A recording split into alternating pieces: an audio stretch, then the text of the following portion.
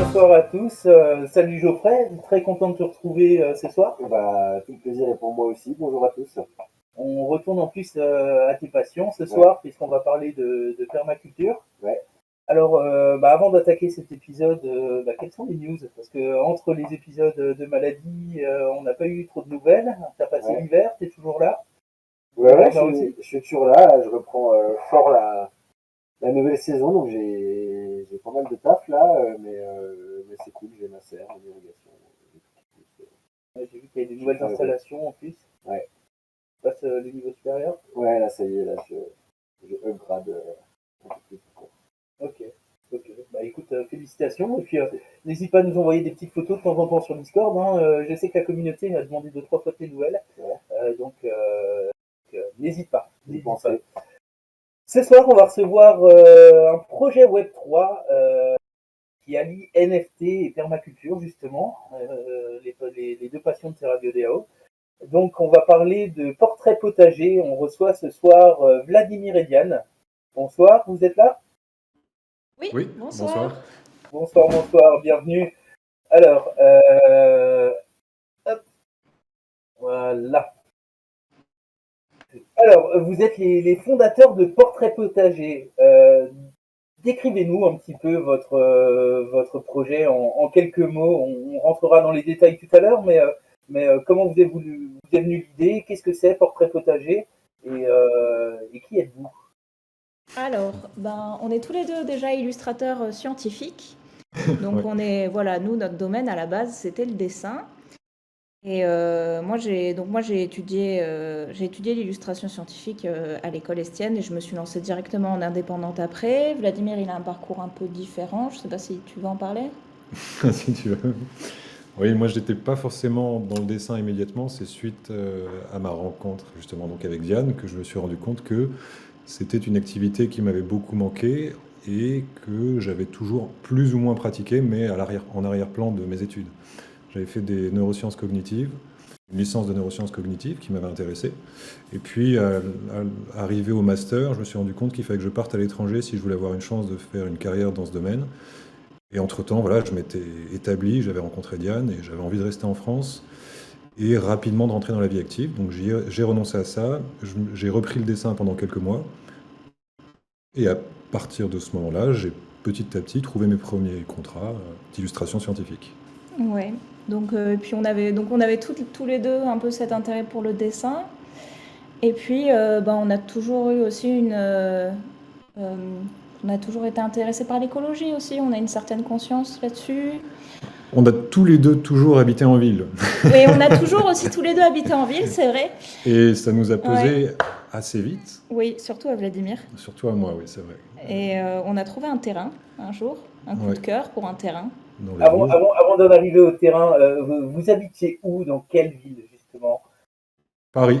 Paris et Aix-en-Provence après. Et Aix-en-Provence dans un second temps, mais voilà, on y est resté 2 ans et demi. Oui, c'est ça, 2 ans à Aix. Et avant, on a tous les deux étudié à Paris. Toi, tu étais de Marseille à la base. Et moi, j'étais de Marseille à la base. Donc voilà, c'était un peu... c'était entre le sud et Paris. Et là, on est en Alsace maintenant. Le terrain est en Alsace. Voilà, dans les Hauts-de-Vosges, à Crut. En campagne ou de maison de famille en campagne ou ce genre de choses? Alors, ma grand-mère est originaire de la vallée où on est installé actuellement, de Tannes, hein, pour être plus précise. Donc, c'est un coin qu'on connaissait. Enfin, moi, je connaissais pas, toute honnêteté.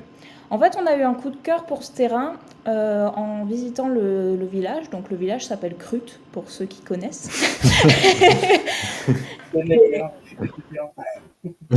Pardon?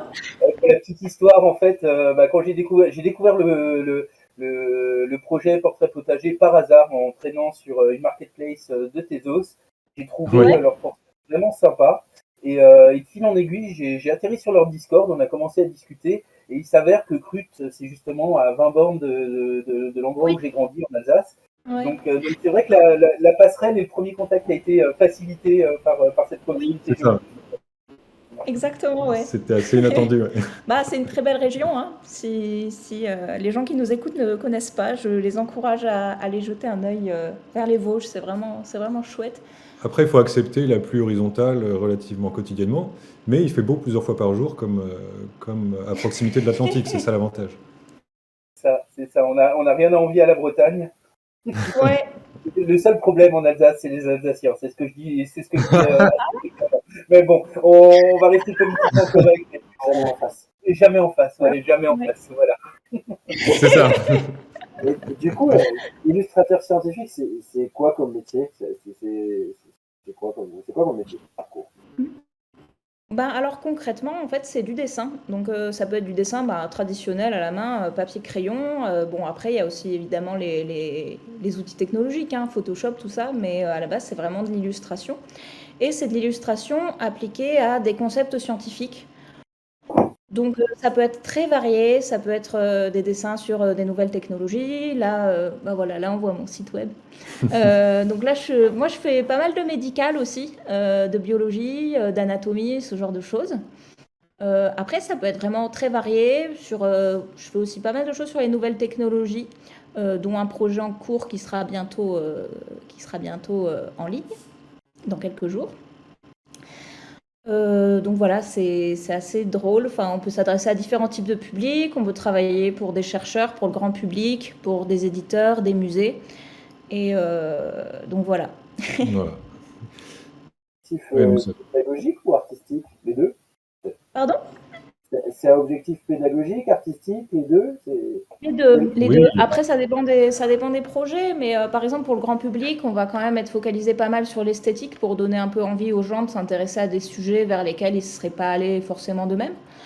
Après, quand on s'adresse à des chercheurs, c'est quand même l'aspect informatif de l'image qui va primer. Même si, bon, tout le monde apprécie avoir quelque chose de joli. ouais. Vlad avait fait notamment un cerveau en 3D, là. Ah oui, tu as aussi beaucoup travaillé sur les courants marins. Enfin, Oui, après mon site n'est pas tellement à jour, c'est tout le problème, mais bon. Qu'est-ce que... D'accord. Ouais. En tout cas, ça nous donne une belle idée de ce que vous faites. Et je vois qu'il n'y a pas que d'illustration technique, médicale et scientifique. Oui. Vous êtes aussi Non, expérimenté à la BD. ouais, moi, en fait, petit à petit, je me redirige vers la BD. Donc actuellement, je travaille sur un projet personnel, voilà, de bande dessinée autour d'un bulldog français et qui s'ennuie profondément parce qu'il passe toutes ses journées dans un salon et la seule source de distraction, c'est une grande bibliothèque qui est stabilisée par des bouquins que personne ne lit, des gros volumes, de la physique, de la psychologie, des mathématiques. Et donc, il décortique, il lit tout ça, il apprend des choses et l'idée, c'est qu'il nous apprenne des choses. En plus, ce projet, c'est totalement de l'illustration scientifique, hein. D'une certaine façon, oui. Parce que c'est vraiment de la BD de vulgarisation qui s'adresse à tout le monde. Enfin, c'est un chouette projet d'illustration scientifique pour moi aussi, tu vois. Ouais. Franchement, ah bah oui, totalement. Totalement. Et donc, la BD, alors dans les tuyaux, elle est prévue de sortir. Non. Pour l'instant, je n'ai pas de date annoncée. Je suis en train de monter le projet éditorial. J'ai quelques maisons d'édition dans le viseur, mais je ne sais pas encore chez qui ce sera possible. D'accord. N'hésitez pas à nous dire, moi je suis très curieux. Le concept, l'histoire du chien qui apprend le non, mais franchement, d'apprendre par l'intermédiaire des yeux d'un bulldog, c'est un concept que j'avais jamais imaginé. Donc, ça m'intéresse. Oui, c'est un peu inattendu, mais après, c'est un peu l'objectif, quoi. Non, moi je trouve aussi que c'est une très belle idée. Et, moi aussi, j'ai hâte de lire ce que va faire Merci, Vlad. merci. Et, ça va être chouette. Ouais. N'hésitez pas à nous tenir au courant. Donc plein de projets différents. À ce que je vois, on va revenir peut-être un petit peu au cœur de la soirée de ce soir, qui est Portrait Potager. Je vais vous laisser nous présenter rapidement qu'est-ce qu'est Portrait Potager alors. Portrait potager, donc déjà, effectivement, ça a été inspiré par le peintre italien Arcimboldo, qui a été pionnier en la matière, qui avait déjà, donc, voilà, au XVIe siècle, fait toute une série de portraits avec des légumes, des fruits, qui avait fait aussi des thématiques orientées, axées autour des saisons, l'hiver, l'été, le printemps, etc., avec donc des légumes de saison. Il a fait ça aussi avec du poisson, avec des livres, avec des meubles. Des oiseaux. C'est incroyable. Ouais. Voilà, donc c'était assez inspirant. C'est passé totalement inaperçu à l'époque, c'est-à-dire que c'était pas forcément très valorisé, les gens trouvaient que c'était pas sérieux. Ça a été effectivement par la suite très étudié, et quand nous on est tombé dessus, on s'est dit voilà, ça se marie bien avec notre idée de faire un potager de la façon la plus responsable possible. Et comme on était justement à cette époque, donc où on a lancé le projet en prospection, on regardait un petit peu dans les Vosges ce qu'il était possible d'acheter comme terrain. On s'est dit pourquoi pas en même temps lancer ce projet. Et si en plus, en toute honnêteté, ça pouvait nous aider à l'époque, c'est ce qu'on s'était dit, à financer la transformation de ce terrain, ça serait tout bénef. Ça n'a pas forcément été le cas, mais c'est un autre problème. Quoi qu'il en soit, voilà, l'objectif derrière qu'on appelle ça, le concept de portrait potager, c'était aussi d'ouvrir les gens à une pratique qui n'était pas forcément très répandue, la permaculture, qui ne s'arrête pas effectivement à l'agriculture et qu'on appelle ça, à la culture de légumes et de plantes potagères en général. Mais nous, c'est par ce biais-là qu'on a commencé à rentrer dans la permaculture. Et on s'est dit que, comme on avait une activité qui permettait éventuellement de démocratiser un peu ces concepts par le dessin, bah, autant foncer, quoi. Et pourquoi la blockchain? Parce que c'est vrai qu'une collection de NFT, il faut être sacrément... bon, beaucoup de gens parlaient des NFT, mais il faut être déjà passionné pour mettre un doigt dans la blockchain. Et ensuite, créer sa propre collection, c'est pas quelque chose qui se fait en un claquement de doigts. Alors nous, on n'est pas du domaine, on n'est Ouais, pas non plus du c'est- domaine, mais en fait, on avait vu beaucoup de portraits, enfin, on avait vu beaucoup de NFT circuler, justement. On se disait, c'est marrant parce qu'il y a énormément d'artistes, mais on voit finalement assez peu de NFT réalisés par des artistes. Et après, on s'est dit, mais c'est peut-être lié au fait que le milieu des artistes est quand même assez éco-responsable, ou assez à gauche, et qu'effectivement Ethereum et Bitcoin avaient un impact carbone qui était assez monstrueux.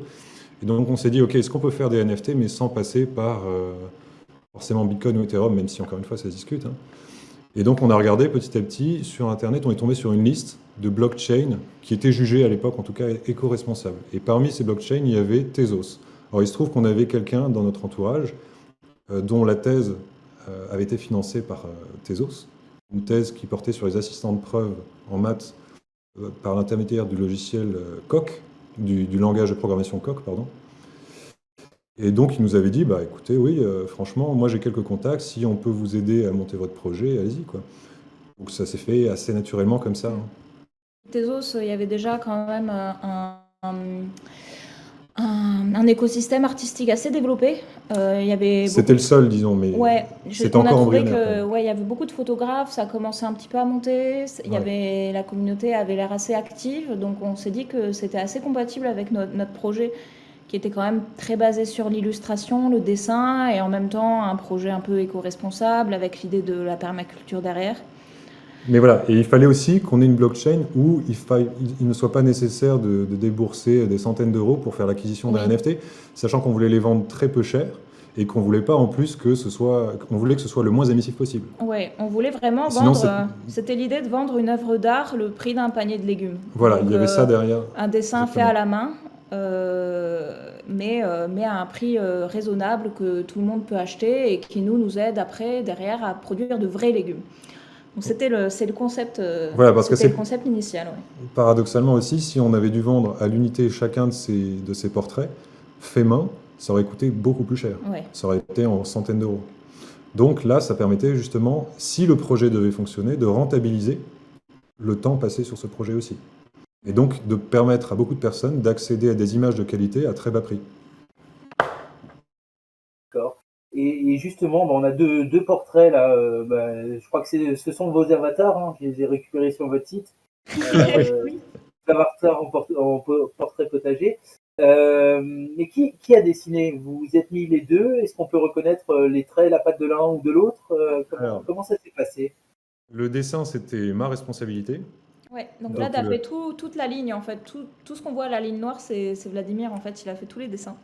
Les Ouais. dessins, voilà, et les portraits, l'organisation, disons, le design, Mm. quoi. Et ensuite, Diane s'est chargée de la colo. Ouais. Toute la colo. Moi, j'ai fait juste la couleur, en fait. Enfin, et toute la couleur. Toute la couleur, c'était déjà un sacré boulot. Ouais, franchement, c'est un sacré boulot. Ouais, Vladimir a fait vraiment le design, le dessin, l'ancrage. Ouais. Et moi, la colo. Et après, on a un peu cherché des idées à deux aussi. C'était Oui. rigolo. On a fait des petits brainstorming pour savoir ce qu'on allait faire comme plante pour faire une moustache, un nez, C'est ça. un œil. Enfin, c'était vraiment rigolo à imaginer. Voilà, on n'a pas retenu tout ça, imaginez. Vous avez fait atelier art plastique à la maison en découpant chacun des fruits et légumes pour essayer de les assembler et essayer Non. de faire vos portraits à la mano ou pas? Non, j'ai plutôt fait vraiment au dessin pour le coup. Alors à la base, j'avais déjà, j'ai cherché une forme de visage qui puisse accueillir un maximum de variétés de légumes et de fruits différents. C'était pas forcément le truc le plus facile parce que les légumes, les fruits, ils sont assez différents. Et il fallait ensuite que, quelle que soit la proposition aléatoire après la génération justement des différents portraits, il fallait que ça corresponde à un portrait, enfin qu'on reconnaisse des traits, quoi. Et avec le nombre de fruits et de légumes possibles, c'est pas super évident. Donc c'était surtout un gros travail de dessin et de design dans un premier temps pour que tout corresponde bien. Et puis ensuite, j'ai dessiné individuellement, quoi. Alors je suis allé au marché bio. J'avais sur ma table des fruits, des légumes. J'en ai vraiment, Ouais, tu avais pris vraiment pas mal. plein de photos de céleri rave, Et puis même des de céleris courges. physiques qui étaient Ouais, sur mon bureau c'était rigolo. pour avoir le détail des petits, ouais, des petites irrégularités, des racines, des radicelles. Voilà. Mais ouais, c'était rigolo ça. Vous faites le dessin et comment on transforme ça en NFT? Moi, je connais pas du tout, donc le Alors, dessin est fait, ok, et après, comment on le transforme? comment on le transforme? Alors il y a différentes étapes. Pour avoir justement différents portraits, il faut écrire un petit code. Alors sur Internet, il y en a énormément qui sont accessibles pour pouvoir, une fois qu'on a positionné sur le patron dont je parlais justement au préalable, différents éléments qui vont pouvoir soit ressembler à un nez, soit ressembler à une bouche, soit ressembler à un œil. Par exemple, pour les nez, il y a des courges, il y a des cornichons, il y a différents trucs. Je les ai positionnés sur un document Photoshop de la façon la plus optimisée possible pour qu'à chaque fois qu'il y ait une génération qui soit faite à partir du petit algorithme que j'ai téléchargé sur Internet, eh bien, il apparaisse au bon endroit, quoi. Et qu'il soit surtout compatible, encore une fois, avec tout le reste. Une fois que ça s'est fait, pour le coup, moi, je ne connaissais absolument pas le langage de programmation nécessaire pour pouvoir créer une application décentralisée qui soit compatible avec Tezos. Et donc là, on a fait appel à un gars dont c'était le métier, qui se trouve être un ami, du coup, maintenant, et qui nous a fait ça... Pablo, voilà, exactement. Ouais. Qui nous a fait ça un petit peu... Enfin, qui nous a fait ça aux petits oignons, alors que c'était pas forcément non plus à la base sa spécialité. Il a vraiment appris très rapidement. Et visiblement, il s'est éclaté, quoi, d'après ce qu'il Ouais, nous a dit. et puis ça a très bien marché tout de suite. Alors en fait, ouais, pour résumer, on a dessiné en fait indépendamment chaque légume et chaque fruit. Oui, Donc en gros, sur chaque calque, il y avait un légume, un fruit ou une barbe. Donc par exemple, là, ce qu'on voit à gauche, la ouais. barbe avec les lézards, les fleurs un peu mauves. Voilà, ça c'est un calque. Et en gros, avec un code, Vladimir a généré les 1111 portraits qui sont chacun uniques et qui sont faits donc de tous les légumes dessinés à la main. De tous les légumes dessinés séparément à la main et réassemblés pour correspondre à un patron qui lui aussi a été préparé en avance. Mais par contre, l'assemblage, il est fait aléatoirement Ouais, par voilà. l'algorithme. L'assemblage est aléatoire et c'est ce qui nous permet à la fin d'avoir 1111 portraits totalement différents et qui sont à un prix raisonnable. C'est Parce ça. que si on avait fait les 1111 portraits à la main, on y serait encore.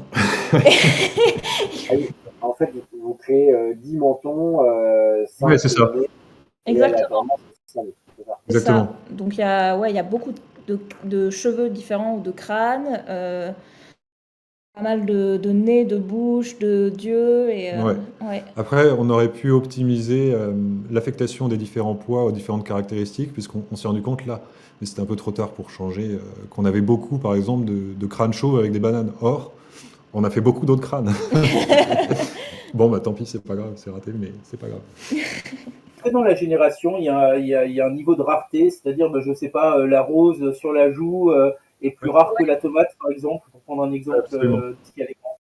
Ouais, justement, en fait, il y a, comme disait Vlad, il y a le crâne, il y a un crâne chauve qui est composé de différents fruits et légumes. Donc, il y a une banane, un raisin.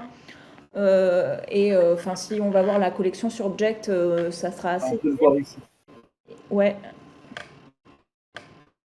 Ouais, voilà, celui-là. Celui-là, ouais. Ce crâne-là, exactement. Et donc, lui, il va être assez commun. Après, il va y avoir quelques variantes, quelques couleurs qui vont changer. La couronne de framboise aussi, elle change. Il y a des myrtilles. Oui, il y a différentes couleurs, il Il y a différentes couleurs, il y a changent. différents éléments. Et après, donc ce crâne-là, qui est un peu le crâne de base, il y a d'autres crânes, donc avec des céréales, avec des plantes aromatiques, Des ustensiles de cuisine des aussi. ustensiles de cuisine aussi. Après, on s'est amusé, une fois qu'on avait dessiné des fruits et légumes, on va faire des niveaux de rareté avec différents éléments de cuisine. Alors, il y a les crânes avec uniquement les fruits et légumes. Ensuite, il y a ceux avec les animaux. Ça, c'est le niveau de rareté 2. Donc, tous les portraits avec des animaux. Donc, il y a les lézards sur la gauche avec les papillons et et la chenille. Ouais, Donc ça, c'est le niveau de rareté 2. Et après, on a un niveau de rareté 3 avec les ustensiles de cuisine. Comme sur la droite, on a le cuit vapeur. Oui. Ça, c'est Ça, c'est le nôtre. Ça, on a bien rigolé parce qu'on a pris tout ce qu'il y avait dans notre cuisine et on Ouais. s'est dit, ah, qu'est-ce qu'on va faire? Qu'est-ce qu'on va dessiner et tout. On les a Et un peu c'était- transformés pour les on les a rendre un peu plus esthétiques transformés. parce que voilà, ils ressemblaient pas à grand chose en vrai, mais Donc il y a des ustensiles de potager et des ustensiles de cuisine. c'est ça. Et ouais, ça c'était assez rigolo aussi. Et pour les animaux, on s'est bien amusé aussi à essayer de reproduire ce qu'on pouvait trouver dans notre jardin. Dans notre jardin, ouais. Ouais, Ouais. exactement. Donc il y a les lézards, papillons, les mésanges, les abeilles, tout ça. C'est assez représentatif de ce qu'on a chez nous. C'est ça. Donc ouais, c'était un exercice très sympathique à faire, ouais. Ouais, je pense que vous en avez appris plein sur les plantes, les animaux, enfin voilà. Oui. Ouais, totalement. Des vrais Clairement. botanistes maintenant. Ouais, n'exagère rien, mais Non, mais honnêtement, on a découvert des fruits et légumes quand même en faisant ces trucs-là. oui, c'est Mais clair. plutôt, alors au début, on est parti des fruits et des légumes vraiment basiques, enfin ceux qu'on avait dans la cuisine et dans le jardin, donc la pomme, la poire, la banane. Ensuite, on s'est attaqué à ce qu'il y avait chez les. On a un magasin de producteurs à côté de chez nous, donc c'est que des légumes locaux. C'est ça, ouais. Donc il y avait du céleri rave, des radis, des trucs. On Des a vraiment bien poireaux. rigolé, des poireaux, des carottes. Et puis ensuite, on a essayé d'ajouter un peu de variété et de se dire, ok, qu'est-ce qui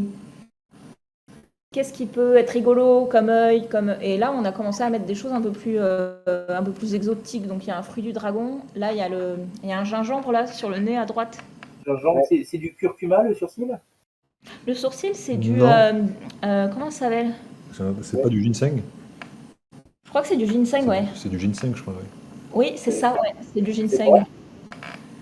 C'est une racine qui est utilisée en Asie. Qui a tout un tas de propriétés, ouais. C'est plutôt des propriétés médicinales. C'est ça. Je crois que c'est un peu un excitant. Ouais. T'es sûr de ça? Oui, c'est possible. Ouais, je crois. Hein. C'est utilisé en tisane et tout. Attention, tout est enregistré, hein, ce sera vérifié.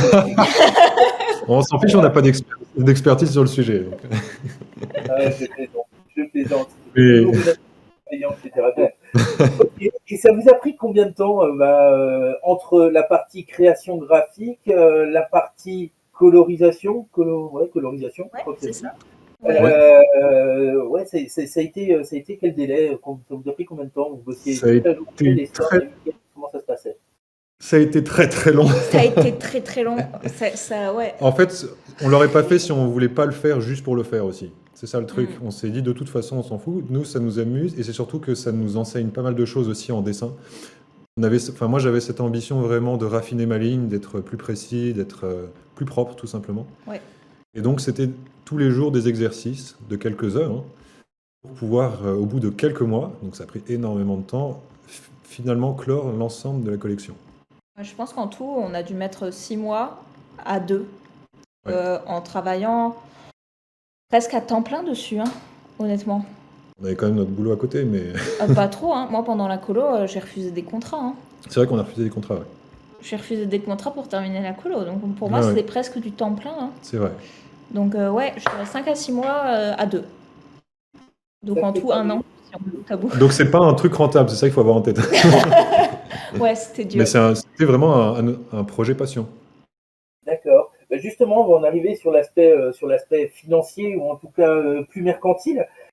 Il y avait 1111 NFT de créés. Vous en avez vendu combien? Je crois qu'il en reste encore. Donc, si les gens veulent acquérir leur portrait potager, on va mettre le lien de votre site dans la discussion pour les gens qui sont sur Twitch et sur Discord également. Mais ouais, combien vous en avez vendu? Est-ce que ça a permis d'être le tremplin nécessaire à la création de votre jardin? Alors, on en a vendu 191, qui nous a permis quand même d'avoir. On a récolté pas mal.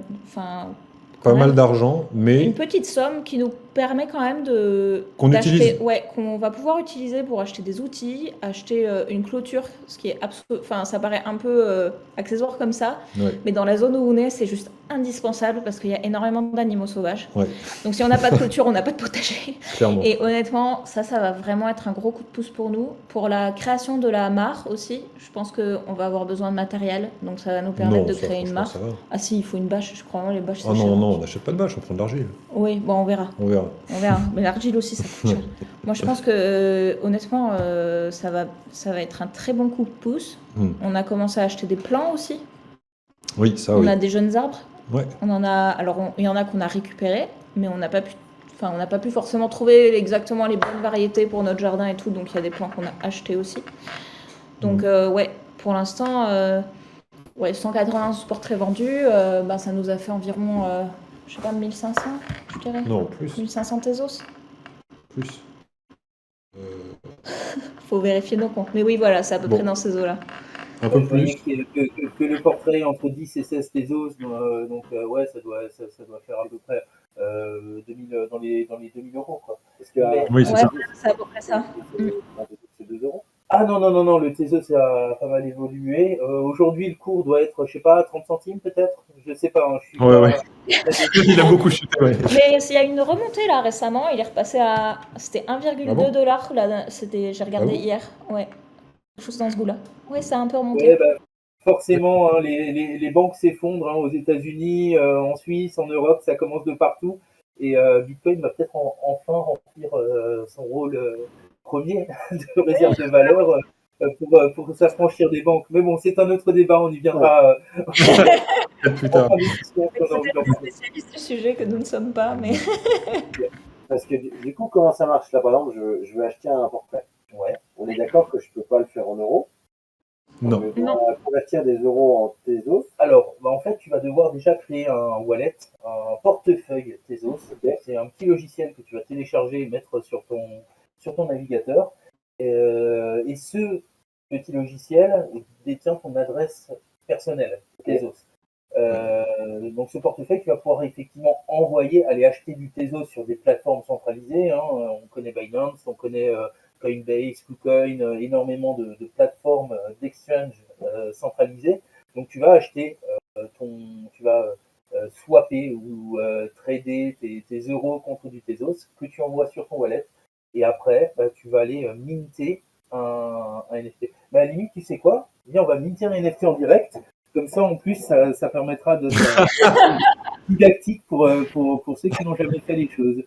Allez, donc bon, je m'excuse, hein, c'était pas prévu au programme, mais du coup, Ouais, c'est chouette. Merci pour le soutien. Oui, merci pour le. Espérons que ça fonctionne. Ouais. Oh oui, bah oui, bien sûr. Ça... il n'y a pas de raison. On va prendre le moins cher. Hein. C'est les risques du direct. Ok. Donc tu vois, là, c'est mon wallet. Hein, c'est un wallet qui s'appelle Temple. J'ai pris celui-là, mais il en existe une foultitude d'autres. Et dessus, j'ai différents assets, différents jetons, dont mes Tezos. Et donc, je vais sur le site portraitpotager.com, site que vous devriez pouvoir retrouver dans la discussion sur Discord ou sur Twitch, pour ceux qui veulent m'imiter. Vous rendez sur le site et puis vous descendez un peu. Et là, on voit bien qu'effectivement, 191 NFT ont été vendus sur les 1111. Donc, je vais acheter le 192e. Donc, on va connecter notre... Voilà. Hop, on va choisir le niveau de rareté. Je sais pas, moi j'ai vraiment envie d'un truc pur légumes avec des animaux aussi. Hop. Les animaux ont eu beaucoup de succès. Ouais. C'est vrai. Ouais. Proportionnellement, non. Proportionnellement, je pense que c'est ceux qui ont été les plus vendus, hein, les Ceux qui ont été animaux. le plus mintés, ouais. D'accord. Ah, Donc tu vois que 13 Tezos représente aujourd'hui 15,6 $. Ok. Ouais, donc c'est un point au-dessus. Ah ouais. Voilà. je savais pas que ça va. Donc, je confirme ma transaction. Et là, le smart contract créé par votre développeur va générer automatiquement avec les images mises par Vladimir un NFT. Et est-ce que je vais le retrouver? Est-ce que je peux le retrouver directement sur votre plateforme ou faut que je passe par marketplace extérieur? Alors, on peut le retrouver directement sur la plateforme, mais ça met un petit peu de temps à charger. Il est un peu lent. Mais par contre, voilà. non, Bah là, il est ça pas a lent. marché super rapidement. Donc voilà. Voilà, j'ai mon portrait potager qui est très joli. Il est joli, hein. Franchement, Ça il me va est bien. bien. Ça me va bien. C'est toi, Alex? C'est moi, exactement.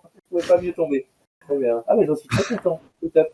Et donc, là, Bah, merci en tout cas merci beaucoup, pour, c'est pour très ton sympa. soutien. Ouais, c'est chouette. c'est normal. Hein. Et puis, j'invite les gens qui nous écoutent à faire de même. Hein. C'est un projet qui m'a botté. C'est pour ça aussi qu'on vous a invité ce soir. Et donc voilà. Mais si je me trompe pas, là, j'ai l'intégralité des droits sur ce dessin. Donc, je peux le Absolument. prendre, l'exposer Vous où pouvez je même veux, le m'en vendre. servir. Ouais, ouais. Vous pouvez le mettre vous pouvez écrire un livre avec, décider que ce sera votre couverture et on dira rien. Ouais, On ne tous les pourra rien dire. droits commerciaux de reproduction et tout ça, il n'y a aucun souci. Vous en faites vraiment ce que vous voulez. Et il y a un Voilà. niveau de qualité qui fait qu'on peut l'imprimer de très bonne qualité, en gros, etc. Oui. Ou...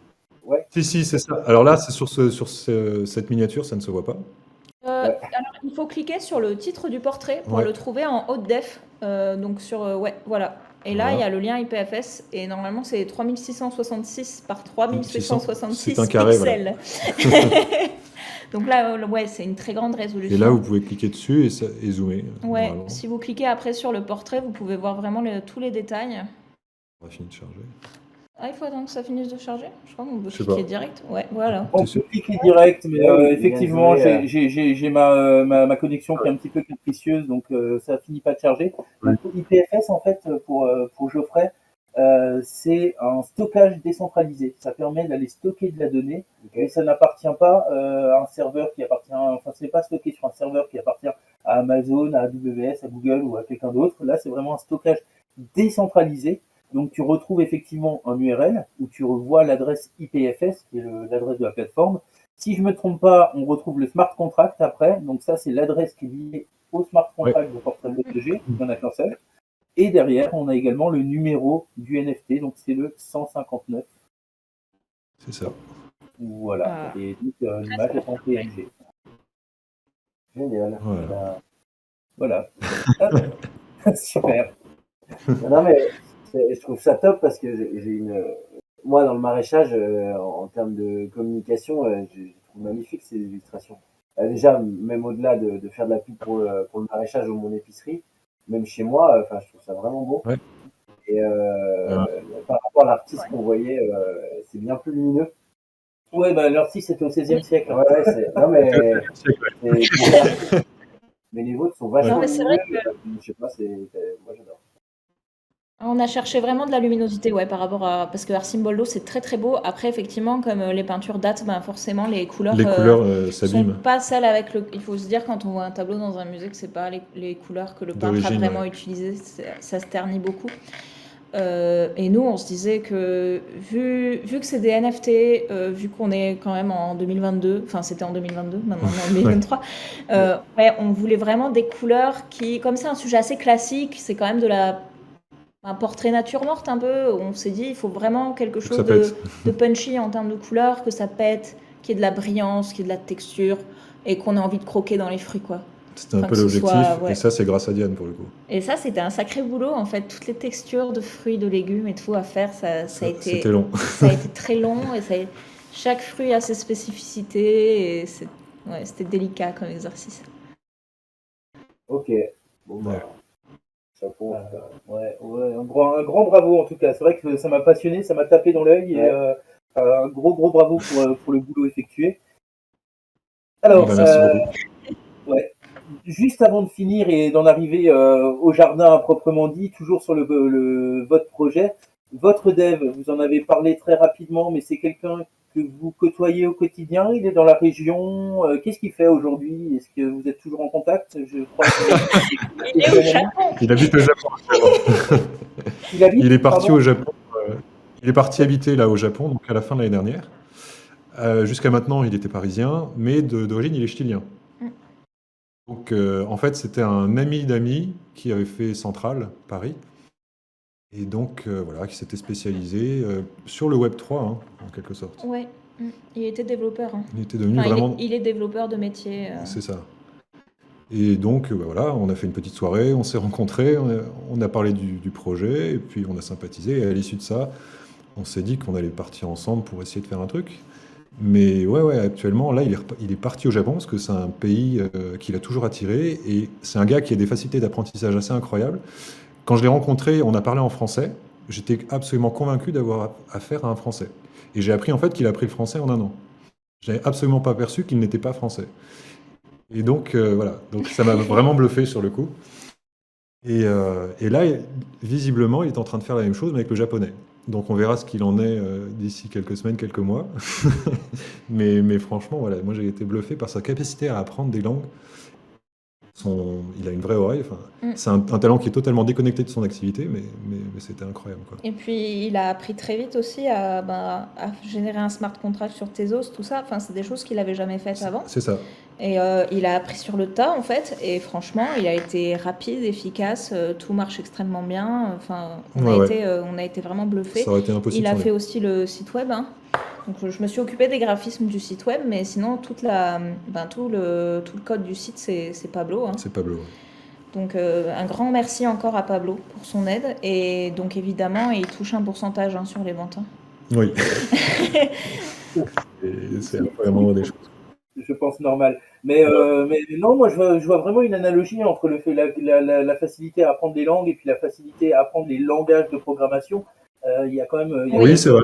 entre les deux. D'autant que Tezos, si je me trompe pas, c'est du Michelson ou c'est des langages de programmation bien spécifiques. On sort du Solidity qu'on a l'habitude de voir sur toutes les blockchains EVM. Donc chapeau, surtout si. C'est un Gabriel, ouais. Ouais. Donc, vraiment top. Ok. Eh ben, attaquons cette fois, parlons à proprement dit du jardin, de votre petit village de Crut, de la vallée de Tannes. C'est ça. Donc, on a mis quelques photos, hein, que les gens puissent visualiser un petit peu les lieux. Donc, il y a 1600 mètres carrés, si je dis pas de bêtises. Oui, c'est ça. Ok. Et sur ces 1600 mètres carrés, vous plantez des arbres, des fruits et légumes. Donc il y a un potager, mais il y a également un verger. Il y aura quoi? Dites-moi plus un peu. Oui. Alors au tout départ, il y avait à proximité de la rivière, donc à l'ouest, sur le côté est, pardon, du terrain, une partie qui était complètement envahie par la renouée du Japon. Et au début, quand on a acheté le terrain, on ne savait pas ce que c'était et on s'est dit mais c'est magnifique ces plantes, c'est génial, ça pousse super bien ici. Donc on était très enthousiastes et quand on s'est rendu compte en fait que c'était une plante envahissante qui produisait des exsudats racinaires qui étaient toxiques pour toutes les plantes de la région, on s'est dit mince. Donc notre premier objectif, ça a été de repeupler cet espace avec des plantes locales. Et donc il fallait du coup déraciner. Parce qu'en fait la renouée du Japon produit des rhizomes qui sont horizontaux, extrêmement larges et qui sont chargés de matières nutritives qui, pendant tout l'hiver, croissent et qui, au printemps, permettent justement aux tiges de percer qu'on appelle ça, tout simplement de sortir du sol sans forcément avoir beaucoup de luminosité, hein. Parfois, il n'y a vraiment rien, ça sort quand même. C'est assez impressionnant. Et, encore une fois, ça nuit à tout ce qu'on peut essayer de planter par ailleurs. Donc, il fallait vraiment tout retirer. C'est ce qu'on a fait, ça nous a pris beaucoup de temps. Et à la suite de quoi, il a fallu surveiller parce qu'en fait, ce qu'il faut voir, c'est qu'on ne s'en débarrasse jamais vraiment totalement. Il suffit d'un demi-centimètre de tige pour que ça reparte, hein. Donc ça, c'est un peu vraiment le gros problème. Mais ça a suffi néanmoins pour que petit à petit cet espace soit à nouveau colonisé par des plantes locales, donc de la reine des prés, de la lierre, des saules, des ronces. Beaucoup de ronces, mais ce qui est une bonne chose, hein. On en a été assez satisfaits. Des pruniers, énormément de pruniers. Des quetchiers même. Des quetchiers, oui, pardon. Ouais. Prunes d'Alsace, des quetchiers qui ont poussé de façon spontanée. C'est ça. Donc ça représente combien de mètres carrés, Vladimir, environ cette parcelle-là? 60 mètres carrés? 60 mètres carrés, ouais, à peu près. Ouais, donc en fait, c'est 60 mètres carrés qui étaient envahis par la renouée du Japon, qui est donc une plante invasive importée, hein. Ça s'est transformé un petit peu en jardin à fruits rouges. Oui. Un petit verger, en fait. Donc on y a planté des cassissiers, des groseilliers, des myrtillers, des framboisiers, des muroises aussi. Ouais, donc ça fait un peu... Ouais, comme un petit jardin semi-sauvage, mais comestible en fait. C'est ça. Mais on laisse de la place, encore une fois, à la reine des prés, et à d'autres plantes qui servent à rien, entre guillemets, comme la bugle rampante. La reine des prés, c'est super, hein. En tisane, oui. Pour ceux qui connaissent, si vous en avez près de chez vous, cueillez-la. C'est pour ça que je dis mets des guillemets, ouais. Très bonne plante médicinale, hein. Et oui, il y a beaucoup de plantes médicinales qui ont poussé spontanément une fois qu'on s'est débarrassé de ça. Donc on a cette petite parcelle en bas. Ouais. Ensuite, on a planté un verger. Alors, on a planté une bonne partie du verger pour l'instant. Oui, on a commencé. Plus haut sur le terrain, donc on a un quetchier adulte, 2 poiriers, 2 pommiers. On a un noisetier aussi, on va en mettre un deuxième cet automne. On a des châtaigniers qui ont poussé spontanément, ça c'est assez génial. Châtaigniers, ouais, mais ça, c'est pas nous qui les avons Non, plantés, non, ils c'est étaient là. juste. Mais non, ils étaient justement, c'est à l'endroit de la renouée, ça. Ouais, Ils c'était étaient aussi à pas là. l'endroit de la renouée. Framboisier, mûrier non sauvage, donc mûrier sans épines avec des mûres. Donc Voilà. c'était la partie verger. Et ensuite, Vladimir a commencé la partie potager cet hiver. Ce qu'on appelle la partie potager, c'est une petite parcelle de 5 mètres carrés. Oui, mais c'est un Mais commencement. c'est un commencement, encore une fois, parce que nous n'habitons pas sur le terrain. Et donc, il faut faire le trajet. Et comme je vous le disais, on fait un peu des travaux dans notre maison. Pour l'instant, effectivement, on a dû mettre un peu en stand-by ce qu'on aurait souhaité faire pendant tout l'hiver. Mais on s'est dit, on va quand même faire une parcelle expérimentale et on va voir ce qui se passe. La première chose qu'on a voulu essayer, mais on ne sait pas du tout si ça va fonctionner, c'est de ne pas virer le chien dent. Et pour ça, on s'est dit qu'il fallait essayer de l'étouffer avec une sacrée couche de matière organique. Cette matière organique, elle se compose en l'occurrence de matériaux qu'on trouvait sur place, donc de la bouse de vache, mais en partie décomposée, parce que c'est quand même assez azoté, et du foin, donc des prairies voisines. Alors on a mis une bonne couche de bouse de vache en partie décomposée, donc grosso modo 5 cm sur les 5 mètres carrés, à la suite de quoi on a rajouté 20-25 cm de foin, puisque c'était tout ce dont on disposait en fait. Et notre espoir, c'est disons que cela suffise à faire faiblir, disons, le chien dent qui était assez présent en dessous, quoi. Et voir s'il est possible ensuite facilement de l'arracher à la main pour pouvoir planter directement. On a passé un coup de grelinette aussi. On a passé un coup de grelinette avant, voilà ce que fait Diane. Ouais, les photos en Quand même, témoignent. Hein, pour décompacter. Nous avons beaucoup souffert. C'était très caillouteux. Oui, le terrain est caillouteux, ouais. Le terrain est caillouteux, mais la terre a l'air quand même assez bonne. Après, on n'a pas encore fait une étude de sol extrêmement précise, mais les plantes locales nous indiquent quand même une certaine acidité du sol, parce qu'on a pas mal de houx, on a pas mal de conifères, on a évidemment donc des fruits rouges qui poussent facilement. Les Vosges, c'est pas mal de bruyères. Là où on est, c'était quand même une prairie en soi, donc de ce côté-là, on était assez chanceux. Et voilà, ça reste un terrain acide et on va voir ce qu'il est possible de faire. Mais à terme, l'idée, c'est quand même d'avoir un jardin potager très grand. Hein. À terme, on veut vraiment exploiter autant que possible de la surface dont on a fait l'acquisition. Ouais. 500, on va faire 500 ou 600 mètres carrés. Plus que ça, à mon avis. Mais peut-être plus, mais au départ. Mais on commence petit.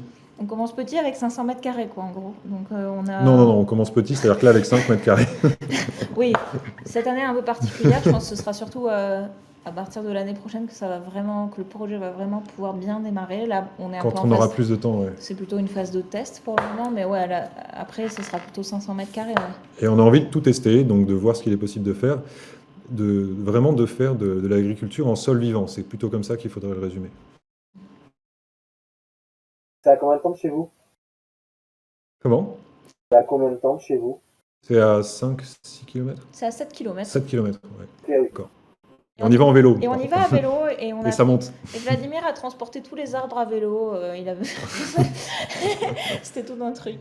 Oui. Non, c'est pas très loin, en toute honnêteté. Mais voilà, ça fait quand même un petit temps de trajet à chaque fois qui est non négligeable. Comme ça monte, on est un petit peu fatigué. Ensuite, il faut travailler en rentrant, tout simplement. Donc voilà, c'est un truc qu'on fait avec plaisir, mais qu'actuellement, on ne peut pas faire tous les jours. Et puis vous m'avez dit entre-temps que vous avez fait l'acquisition d'une maison dans laquelle il y a pas mal de travaux aussi. Voilà, c'est ça. On peut pas être Oh. au moulin, comme on dit. Petit spoil, Geoffrey, à ton avis, le chien dent l'année prochaine, ils s'en débarrasser ou pas? Non. C'est ce qu'on craint. Donc, qu'est-ce que vous suggéreriez de faire? Déjà, à mon avis, vous pouvez remettre 25 cm de plus de foin, voir. Mais effectivement, avec la matière organique, ce sera déjà plus facile à relever. Okay. Après, il n'y a pas de secret à part l'arracher. Ok. Ouais, voilà, vraiment mettre une bâche. Une bâche. Oui, après, le top du top, c'est la bâche pendant un an.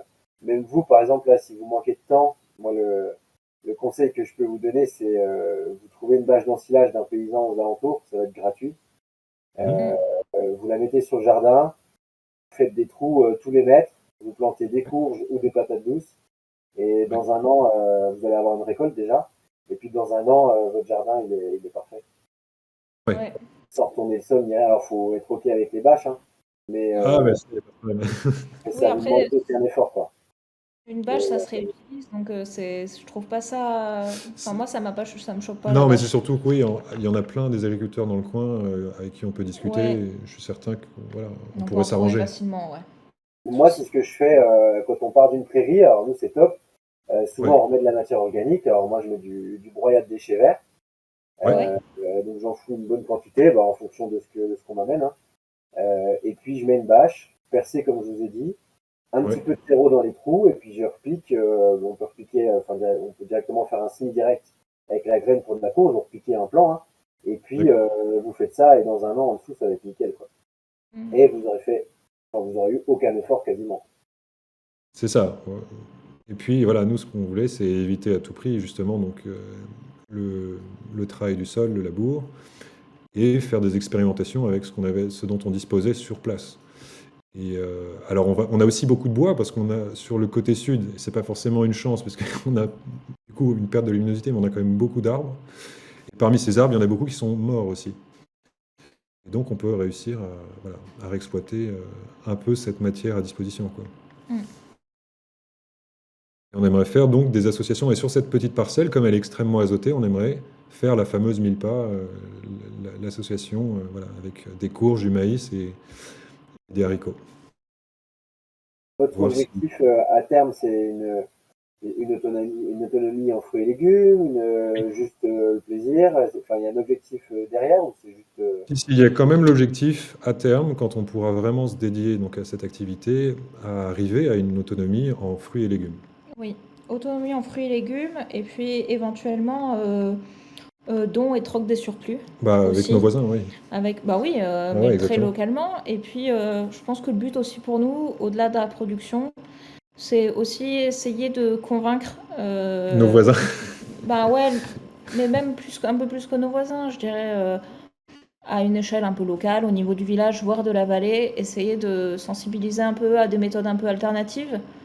Pas forcément se placer en spécialiste parce qu'on n'est pas du tout des spécialistes, Non. mais montrer qu'on peut essayer des choses sans pesticides, de façon un peu plus respectueuse de l'environnement, avec des productions qui sont quand même généralement loin d'être Satisfaisante. négligeables, Ouais. même pour des potagers de particuliers par exemple.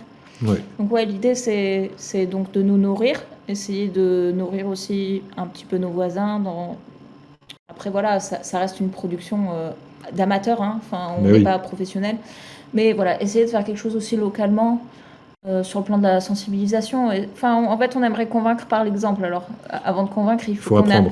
faut qu'on apprenne et qu'on soit un exemple. Ouais. Donc ça va être aussi un sacré boulot. Et c'est aussi tout l'intérêt de notre projet, c'est-à-dire que si nous, derrière, on ne peut pas dégager du temps professionnellement à mettre dans ce jardin, on sait que ça risque de pas le faire. Et c'est aussi pour ça qu'on a décidé de faire un projet NFT autour de ça. On se dit, on est illustrateur, on peut vendre du dessin. Bon.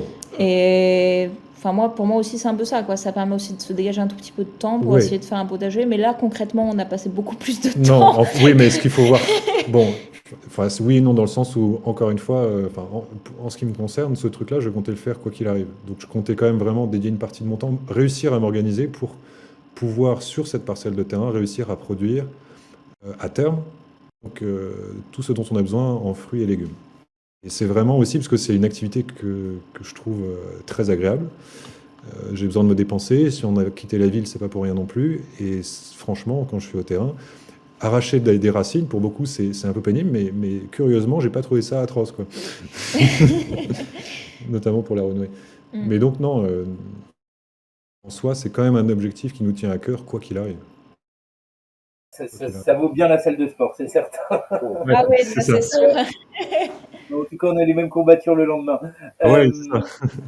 Vous parliez justement de nouvelles méthodes de culture, possiblement sans intrants ou en minimisant au maximum la possibilité d'intrants. Alors, je fais une toute petite parenthèse parce qu'on va passer très vite sur la roadmap, hein, comme on vous l'a expliqué, les projets perso ont fait qu'il y a peut-être eu un petit peu de retard. Mais je voulais Voilà. juste saluer ce modèle de la roadmap qui partait des racines avec la plante qui pousse, plus le projet évolue. J'ai trouvé le concept super et voilà, je voulais juste saluer cette forme de roadmap. Merci. Ouais, en fait, ouais, sur la roadmap, le programme du jardin est plutôt juste. Donc Oui. tout ce qui est en blanc, en fait, a été suivi. C'est ça. À part l'achat d'un nouveau terrain, je pense qu'on s'est un peu enflammé. Euh, Ah oui. mais sinon, la roadmap en ce qui concerne les travaux de permaculture a quand même été plutôt respectée, hein. Il y a quelques trucs qui ont du retard, mais globalement, c'est quand même. Mais c'est cette quand même année, le fait. poulailler arrive. Et cette année, ça va être poulailler, Mar. ouais. Ouais. Et le verger, les travaux permaculturels préliminaires, ça a été plus ou moins fait, hein, quand même, Les hein. travaux permaculturels, non, ça a été fait à l'échelle On a de cette commencé. parcelle. On a commencé. On a commencé, si, enfin, si, ça a été fait dans le sens où, encore une fois, on a vraiment réorganisé tout le côté est du terrain. Ouais, ça a été un Et là, gros on a point. vraiment un gros verger, là où on n'avait absolument rien. Et qui plus est, un terrain qui était vraiment envahi par quelque chose de toxique pour la flore locale. Mhm. Mais pour le reste, il y a énormément de travail à faire encore. Ça, c'est Ah oui, clair. c'est sûr. En fait, on aimerait bien créer de nouvelles parcelles de culture, enfin j'aimerais bien, en l'occurrence, créer de nouvelles parcelles de culture avec différentes techniques que j'ai vu passer sur Internet, dans des bouquins, et dont j'aimerais voir justement si elles sont efficaces ou pas. Et comme je découvre le sujet, le domaine, que je suis vraiment pas spécialiste, ce sera vraiment pour moi une expérimentation, quoi, dans un premier temps. Je vous ai entendu dire le mot permaculture tout à l'heure, ce gros mot permaculture. Alors, d'après la définition du Larousse, la permaculture, c'est un mode d'agriculture fondé sur les principes de développement durable, si vous voulez, respectueux de la biodiversité de l'humain et qui consiste à imiter le fonctionnement des écosystèmes naturels. Mais à la lecture de cette définition, Geoffrey m'a dit ouais, c'est vachement limitatif, c'est vachement restrictif parce que la permaculture, c'est bien plus que ça.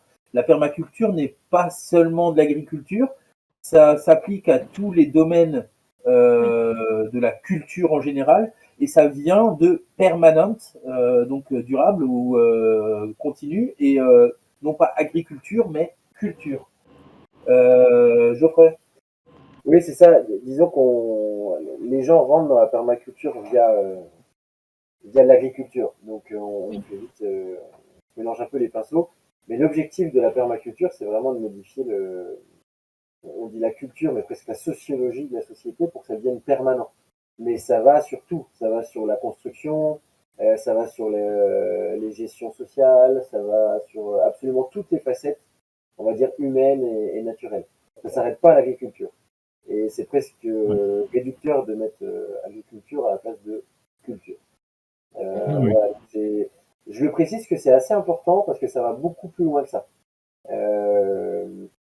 Il faut si par exemple on attaque par le jardin, c'est très bien, mais c'est une démarche qui est encore plus globale.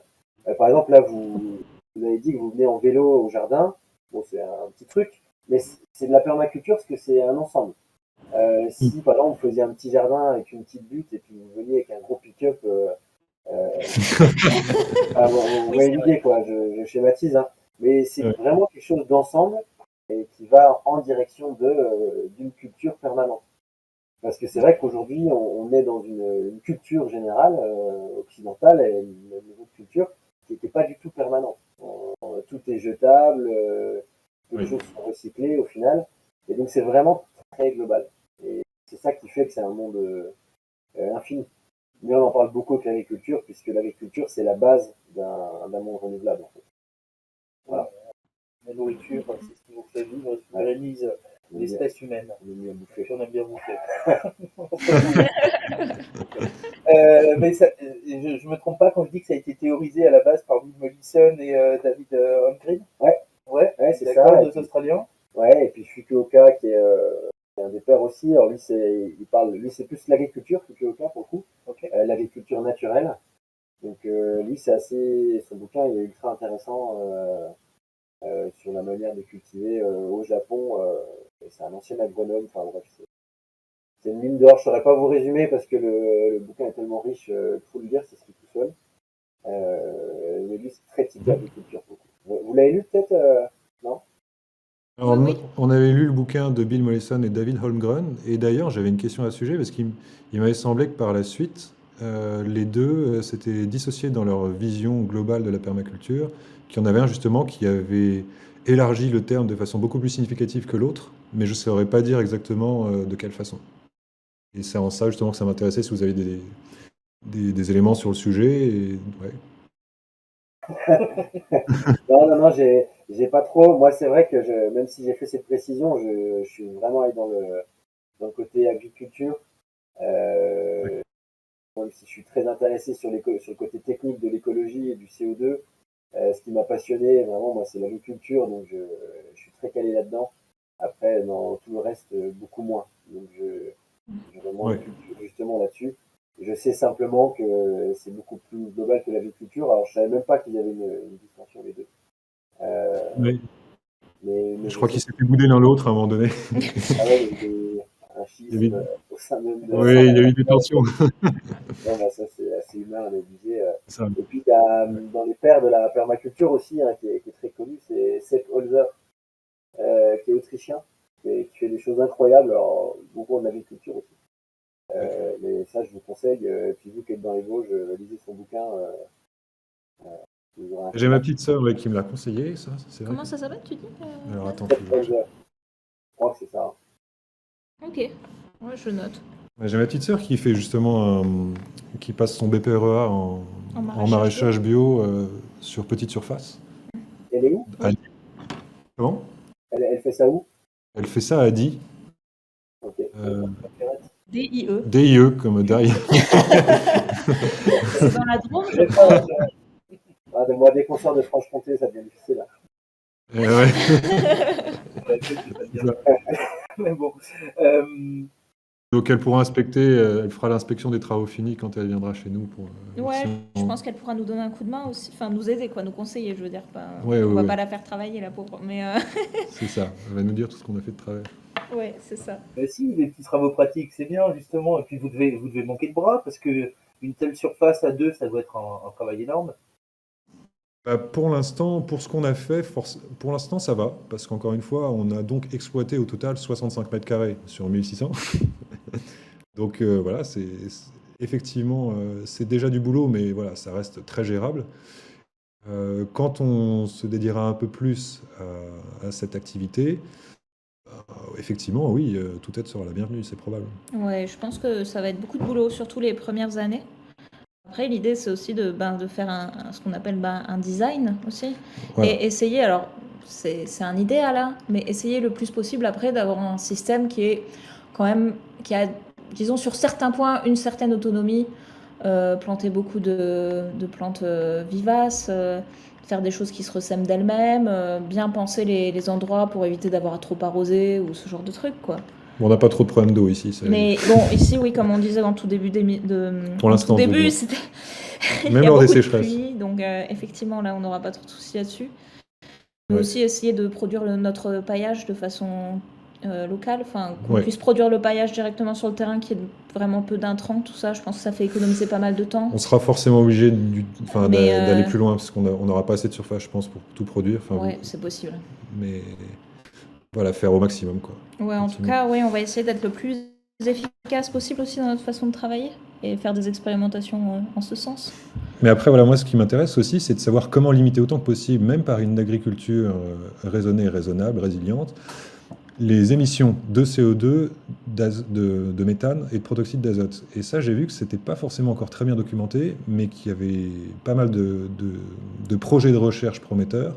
Et ça, j'ai découvert donc dans le bouquin de Marc-André Sellos sur la nature des sols. Je sais plus quel en est le titre déjà, je crois que c'est L'origine du monde. L'origine du monde, Oui, ouais. c'est ça. Et il parlait notamment des rizicultures. Et les rizicultures, il expliquait donc qu'il fallait qu'il y ait un milieu aqueux très présent tout au long de la culture pour que ce soit efficace. Or, dans ces conditions, il expliquait aussi qu'il y avait des bactéries anaérobies et qui typiquement rejetaient du protoxyde d'azote, qui a un pouvoir très supérieur à celui du CO2 en termes de gaz à effet de serre. Et donc, il expliquait que pour toute une partie des populations asiatiques, et même chez nous, il sera nécessaire de revoir nos modèles agricoles, même ceux dont on dit qu'ils sont actuellement pérennes et durables. Alors ça, c'est un vaste sujet sur lequel j'ai peu de connaissances, mais qui m'intéresse, quoi. Et sur lequel j'aimerais en apprendre. Première émission. Alix, Comment? c'est la première et la deuxième. Bah, le premier discutons écologie sur le cycle du carbone, et le Ouais. deuxième c'était le cycle de l'eau. Donc, Surtout celui sur le cycle du carbone où j'explique tout ça. Ouais. En fait, le carbone que tu mets, effectivement, le compostage dégage du méthane, du protoxyde, etc. Donc le compostage anaérobie. Ouais. Par contre, quand il est oxygéné et qu'il est sur le sol, qu'il est fait directement sur le sol, là, le carbone va être stocké dans le sol. En fait, c'est un flux, hein, on parle de stock, mais c'est des flux. Donc le flux va aller dans le sol et va rester un bon moment tant que vous faites monter le taux de matière organique. Donc le D'accord. taux de matière organique sur une prairie comme la vôtre, ça doit être entre 4 et 6. Et par exemple, si vous mettez des apports de matière organique très régulièrement, vous pourrez peut-être le monter à 7, 8, 9, ça sera difficile au-dessus. Et à chaque point de taux de matière organique, je crois que c'est 70 tonnes de carbone à l'hectare qui est stocké, quelque chose comme ça, Ah mais je ouais, suis sûr. Ok. c'est énorme. Donc c'est pour ça que l'agriculture est une des solutions de demain pour stocker le carbone, jusqu'à un certain point, hein. Il y a des points où on ne peut pas Oui, oui. dépasser. Et c'est notamment ça, l'agriculture de conservation des sols, le maraîchage en sol vivant ou l'agriculture en sol vivant. C'est l'un des objectifs de stocker le carbone pour le climat, mais aussi parce que ça permet de stocker de l'eau et de faire vivre la biologie du sol. Voilà. Ouais. Donc dans nos régions, nous on a la chance de pouvoir stocker facilement le carbone dans le sol si on laboure pas. Parce que quand on laboure, on fait le processus inverse, on détruit les taux enfin, on détruit en gros les processus du sol, on minéralise, on dit, donc ça augmente la fertilité à court terme, mais ça dégaze le Ouais. carbone. Je le fais en résumé, hein, c'est un peu plus Oui, oui. donc c'est pour ça que labourer, c'est un gros avantage pour la fertilité à court terme, pour avoir des gros rendements, mais par Ouais. contre, on dégage instantanément. Mais dans nos régions, en France, on a des moyens de stocker énormément de carbone dans le sol. Voilà, Ouais, ok, bah merci pour cette précision. donc ça, je vous invite à le livre de Solos, oui, il est génial, et puis de regarder toutes les vidéos, vous l'avez peut-être déjà faites de Vers de Terre Production. Oui, alors je ne les ai Voilà, pas toutes regardées, effectivement, parce qu'elles sont très nombreuses et très, très longues et très documentées. Mais effectivement, du coup, c'est une vraie mine d'or. Ouais. ouais. Donc ça, mais ça c'est l'agriculture de demain. Enfin, c'est une solution, c'est même la solution la plus prometteuse pour stocker du carbone pour les 50 ans à venir, en tout cas. Ça Ok. demande juste des changements de pratique, pour le coup, c'est pas impossible. Et c'est en train de se faire, à l'état du plan des pour le coup. On Ouais, avait à vu, une échelle effectivement la dernière fois que c'est contre-intuitif, hein, mais que c'est pas forcément de planter des arbres qui montent haut dans le ciel, qui maintiennent le carbone, mais qu'il y a plus de stockage disponible dans le sol, pardon, que dans les forêts à proprement dit. En s'inscrivant en faux de toutes les méthodes de décarbonisation, Que les forêts tropicales. oui, que les forêts tropicales. Voilà. Ouais. Plus on est dans le nord, plus c'est facile de stocker du carbone dans le sol. Ouais. Si vous regardez, en fait, en Amazonie, il y a très peu de taux de matière organique parce qu'avec la chaleur, c'est minéralisé très vite. Par contre, dans Ah les oui. zones froides, pendant l'Ukraine, ils ont un taux de matière organique très élevé, c'est pour ça que c'est très fertile. Parce que le froid fait qu'en fait, les végétaux poussent plus vite que ce que les bactéries décomposent les végétaux, donc ça stocke du carbone en quantité. Ouais. Voilà. Et c'est vrai que quand on regarde une forêt, ce qui stocke le carbone, il y a la partie aérienne, mais la grande majorité, c'est ce qui est stocké dans le sol, en réalité. Et par exemple, les forêts amazoniennes tropicales stockent relativement peu de carbone, malgré les idées reçues, comparativement à nos forêts, aux forêts boréales ou aux forêts tempérées comme nous. Ouais, c'est vrai que nous aussi dans les Vosges, enfin, il suffit de se promener un petit peu pour regarder cette terre de bruyère qui est extrêmement sombre et où effectivement, ben, enfin, vous me contredirez peut-être, mais oui, nous en tout cas, on a le sentiment que comment dire, le sol reste un, comment expliquer ça? Je ne sais pas si le complexe argilo-humique est efficace pour la culture en général, mais en tout cas, il a l'air de stocker durablement de la matière organique qui ne se décompose pas. Mm. Est-ce que c'est juste? Je Oui, crois qu'il c'est y a une ça. estimation.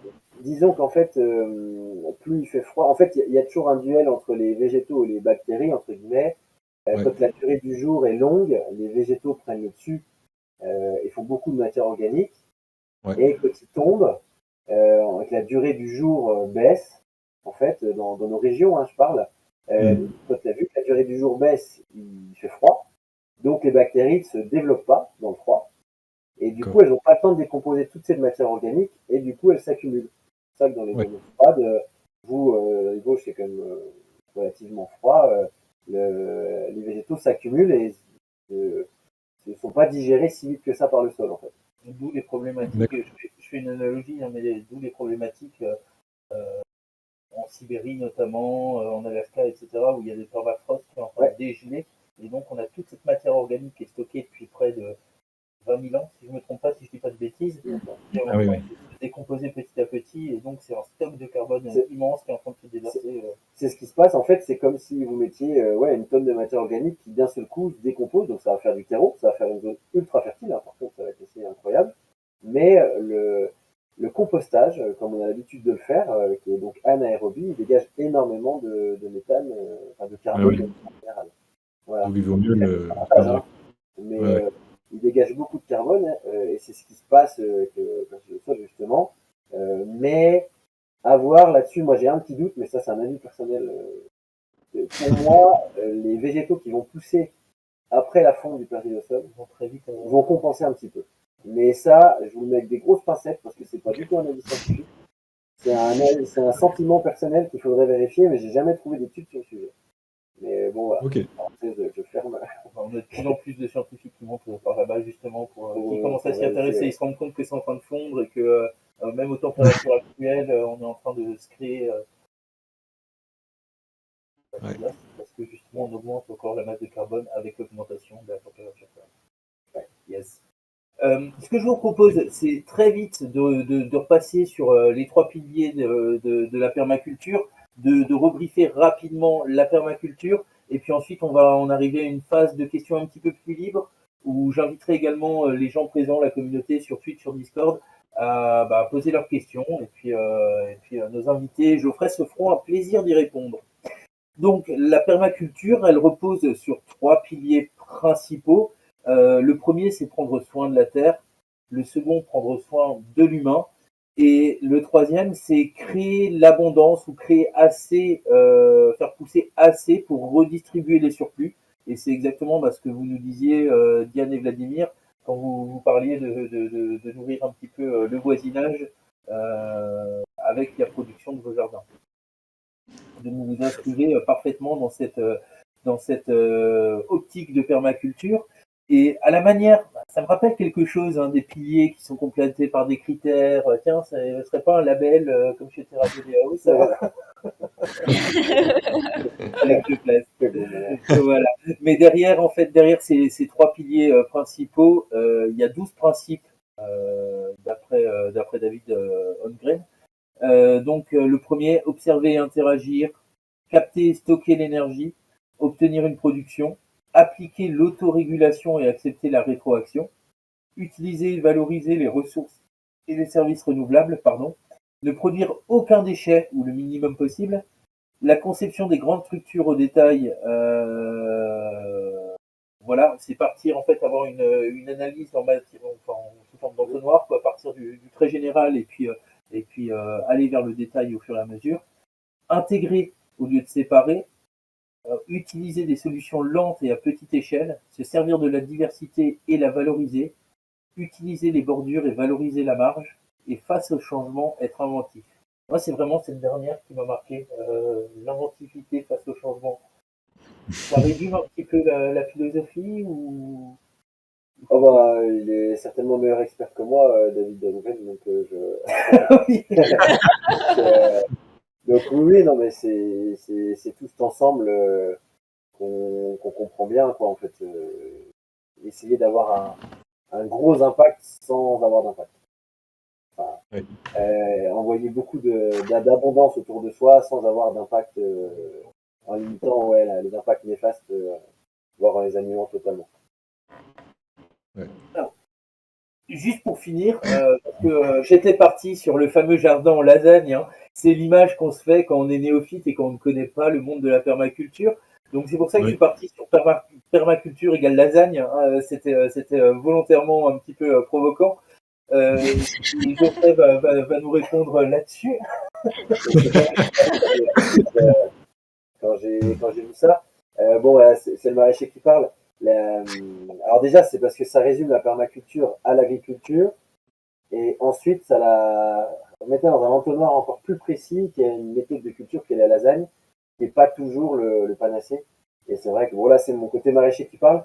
Dès que quelqu'un nous parle de permaculture, nous dit bah, j'ai fait une lasagne, etc., c'est pas toujours la bonne solution. Alors, quelle alternative? Quel est l'intérêt déjà de la lasagne, à part que ce soit bon? La lasagne, en fait, bon, l'intérêt, il y a toujours un intérêt, c'est qu'on met beaucoup de matière organique et forcément, ça fait de la fertilité, etc. Simplement, là où c'est pas forcément durable, c'est que c'est pas toujours nécessaire. Si on part d'une prairie qui est déjà très fertile, c'est pas utile de s'embêter à passer 5 heures à faire des lasagnes. En fait. D'autant que certaines lasagnes conseillent de creuser et de remettre dedans, ce qui est totalement anti-agronomique. Voilà, c'est pas utile en fait. Donc, pour moi, les clés, plutôt que retenir une lasagne compliquée, c'est on a un sol, on fout de la matière organique par-dessus, pas plus que ça, juste de quoi couvrir, et on plante là-dedans, et ça se passera très bien dans la grande majorité des sols. Et si vraiment on a un sol qui est mort, on avait du béton et puis on a cassé la dalle et on veut replanter derrière, bah là les lasagnes sont toutes sont intéressantes, mais c'est pas le panacée. Ouais. D'autant que si elle est mal faite, elle peut créer des fins d'azote. Enfin bref, on va pas rentrer dans le détail, mais c'était juste tomber dessus.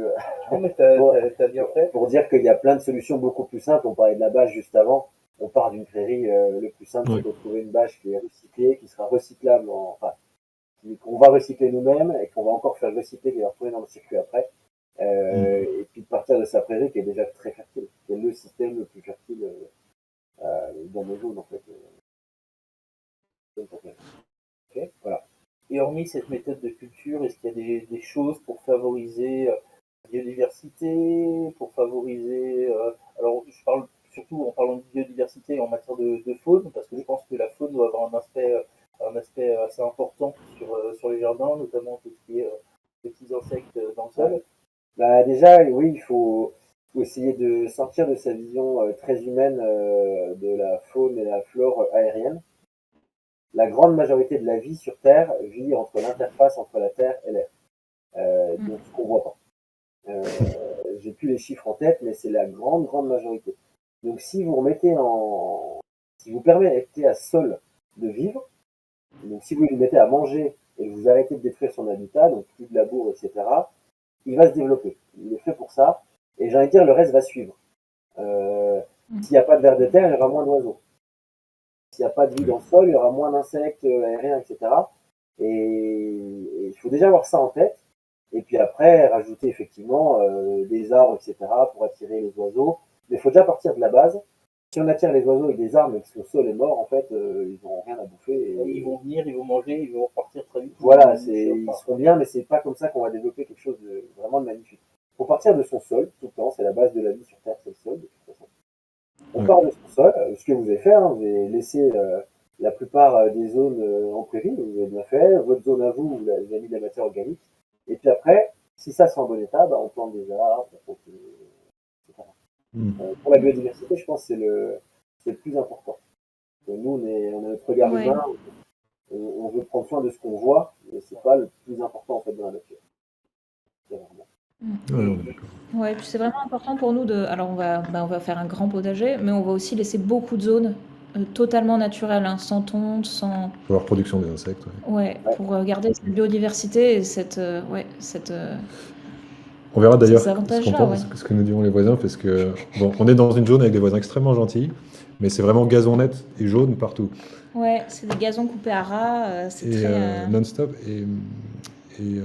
Nous, on n'a pas d'expertise ni rien, et donc on va surtout pas leur donner de conseils, mais on va faire assez différemment, ça c'est sûr, et ce sera intéressant de voir comment c'est interprété. Ouais, je pense que pour eux, on a un jardin qui est pas entretenu, alors que pour nous, c'est juste pour nous, c'est le meilleur des jardins en fait, et il est organisé. Et... Enfin bon, question. Je sais qu'à Besançon, ils avaient instauré il y a quelques années la fauche tardive, donc sur tous les espaces verts. Ouais, mais ça avait été instauré justement il y a quelques années, c'est encore le cas aujourd'hui. Mais lorsqu'ils avaient instauré ça, on avait énormément de gens qui disaient ah c'est moche, ça fait sale, c'est pas propre, etc. Et puis en fin de compte, avec le temps, différentes espèces de fleurs se sont installées. Il y a aussi d'autres espèces qui sont développées dans ces endroits préservés. Et en fait, les gens s'y sont faits. Et au contraire, ils trouvent même ça joli maintenant. Ils sont choqués quand ils vont dans d'autres villes qui sont avec des fauches plus précoces. Ouais. Ils sont choqués de voir ce que ça peut être, quoi. Et puis, ce qui peut C'est être fait pour les incroyable. voisins, pour les rassurer, c'est d'organiser son bazar. Oui. Laisser les fauches tardives, etc., et faire des lignes bien droites. C'est ce qu'on Exactement, essaye de ouais. faire, exactement. Ouais. Et ça, c'est si on veut se faire bien voir, je parle de Oui. ça, c'est Ça fasse pas mal, parce qu'il se dit, ah ouais, il laisse pousser, mais c'est pas mal son truc, en fait, parce que voilà, on est bien quand c'est quadrillé, quand même, l'humain. Ouais, on essaie de faire des trucs propres. Ouais. Exactement. Bien droit.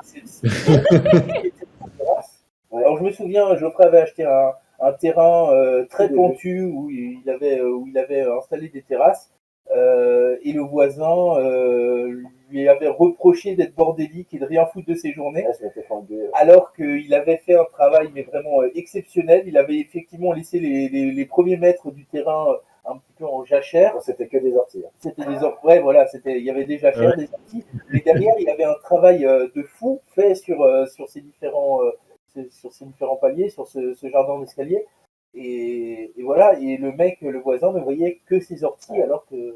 Bah, c'est là qu'on voit, Ouais, ça dépend les lunettes qu'on met. Moi, quand je vois des orties, je sais qu'il y a plus de 80 espèces de papillons qui vivent dans les orties. Et avec ces lunettes-là, j'adore les insectes, hein. Avec ces lunettes-là, bah, c'est dur de les couper. Bon, maintenant que je suis maraîcher, j'aime bien les couper parce qu'ils me font vraiment chier. Mais, non, mais ce que je veux dire, c'est que suivant les lunettes qu'on met, en fait, la beauté, oui. c'est subjectif, quoi. Et les Après, consorts. voilà. Ouais. Après, on s'est dit aussi que ce qui pouvait peut-être faciliter l'échange, c'est que dès qu'on a un peu de production, ce qu'on a fait déjà cet été avec les fruits, ben, on en donne aux voisins, ils sont contents, Ouais. ils voient que ça pousse, parce que ce qui était amusant d'ailleurs la première fois qu'on Ah est oui. venu, c'est qu'ils nous ont dit, mais plantez rien proche de la rivière, il n'y a jamais rien qui poussera, hein. Il fait trop froid. Et donc on a dit, ah mais écoute, nous on découvre et voilà, on a cet entrain certainement un peu naïf du citadin et du néo-rural, donc mais on a quand même envie d'essayer, quoi. Donc bah voilà, on a viré la renouée, on a nourri pendant un an cette terre qui effectivement était assez sableuse, qui s'est petit à petit transformée, et à la suite de quoi on a eu tout un tas de trucs qui ont commencé à pousser, et on a pu faire des récoltes et donner aux voisins. Et c'est vrai que le gars était scié sur le moment. Mais il était agréablement surpris, et il y a un échange qui a pu s'ouvrir. Mm. Donc on va essayer de cultiver ça. Et en sachant que dans la permaculture, là où c'est plus global, au-delà du jardin, le Ouais. voisinage est ultra important. Euh, Oui. Ce côté relation, même si on a des pratiques différentes, etc., c'est ultra important. Et l'autre chose que je voulais rebondir tout à l'heure aussi, quand on parlait des pelouses tondues à ras, etc., il faut savoir qu'il y a plus de surface de pelouse en France que de surface de réserve, de zones protégées, comment ça s'appelle? J'ai plus l'expression. De zones protégées, Natura 2000, pas Natura 2000, de réserve, j'ai plus l'expression. Arme naturelle? Ouais, de zones naturelles. C'est pas vraiment zone naturelle, parce que ça, il y en a quand même beaucoup maintenant. parcs nationaux. De parcs nationaux, ouais. Oui. Voilà. Ah oui. Je vais y arriver. Donc il y a plus de parcs nationaux en France. Donc ça a quand même, ce changement de mentalité, il est quand même important. On ne peut pas brusquer Ouais. les gens, mais c'est très important parce que c'est énorme en fait. Si tout le monde faisait de la fauche tardive dans son jardin, ça ferait Ouais. une différence quand même énorme en termes de biodiversité. Après, c'est vrai qu'on a le sentiment d'avoir des voisins assez bienveillants. Et finalement, même si on a des pratiques extrêmement différentes, je reste assez optimiste sur la cohabitation et sur l'avenir de nos relations, quoi. Oui. Curieusement. Enfin, on n'avait pas forcément, d'a priori sur la question, mais on ne s'attendait pas non plus à avoir des voisins aussi sympathiques. Et le contact se fait très bien, alors même qu'on est différents. On se dit les choses, c'est-à-dire qu'ils étaient vraiment pas du tout convaincus par notre façon de faire. Mais Et honnêtement, je pense qu'on passe toujours un peu pour des fous. non, Mais, pas des fous. mais je pense qu'ils sont contents d'avoir des jeunes qui viennent s'installer dans le village, en fait. Non, mais ils voient Aussi. aussi qu'on est, on est propre. On est propre. Non, mais ils ont un peu comment dire, ils ont un peu tu sais, l'image du gars qui fait de la permaculture, qui se lave pas, et c'est terrible à dire, hein. Et pour eux, voilà, c'est un peu ça qui est à craindre, et donc on fait exprès d'être assez irréprochable, Par ailleurs. Ouais. oui, par ailleurs, que tout ce qui se passe au jardin passe mieux. Irréprochable selon leurs standards, attention. Qu'une question Mais de lunettes, encore une fois, comme le dit Geoffrey. Ouais, il y a pas besoin de se doucher une fois par mois non plus. Non, mais c'est voilà. On est dans l'Est et dans l'Est, bon, voilà, c'est assez conventionnel, disons, sur beaucoup de choses. Mais Oui. il y a beaucoup de points sympas, mais voilà, sur les mœurs, on est assez Tiens, conventionnel. je vous l'ai dit, c'est le problème, c'est les Alsaciens.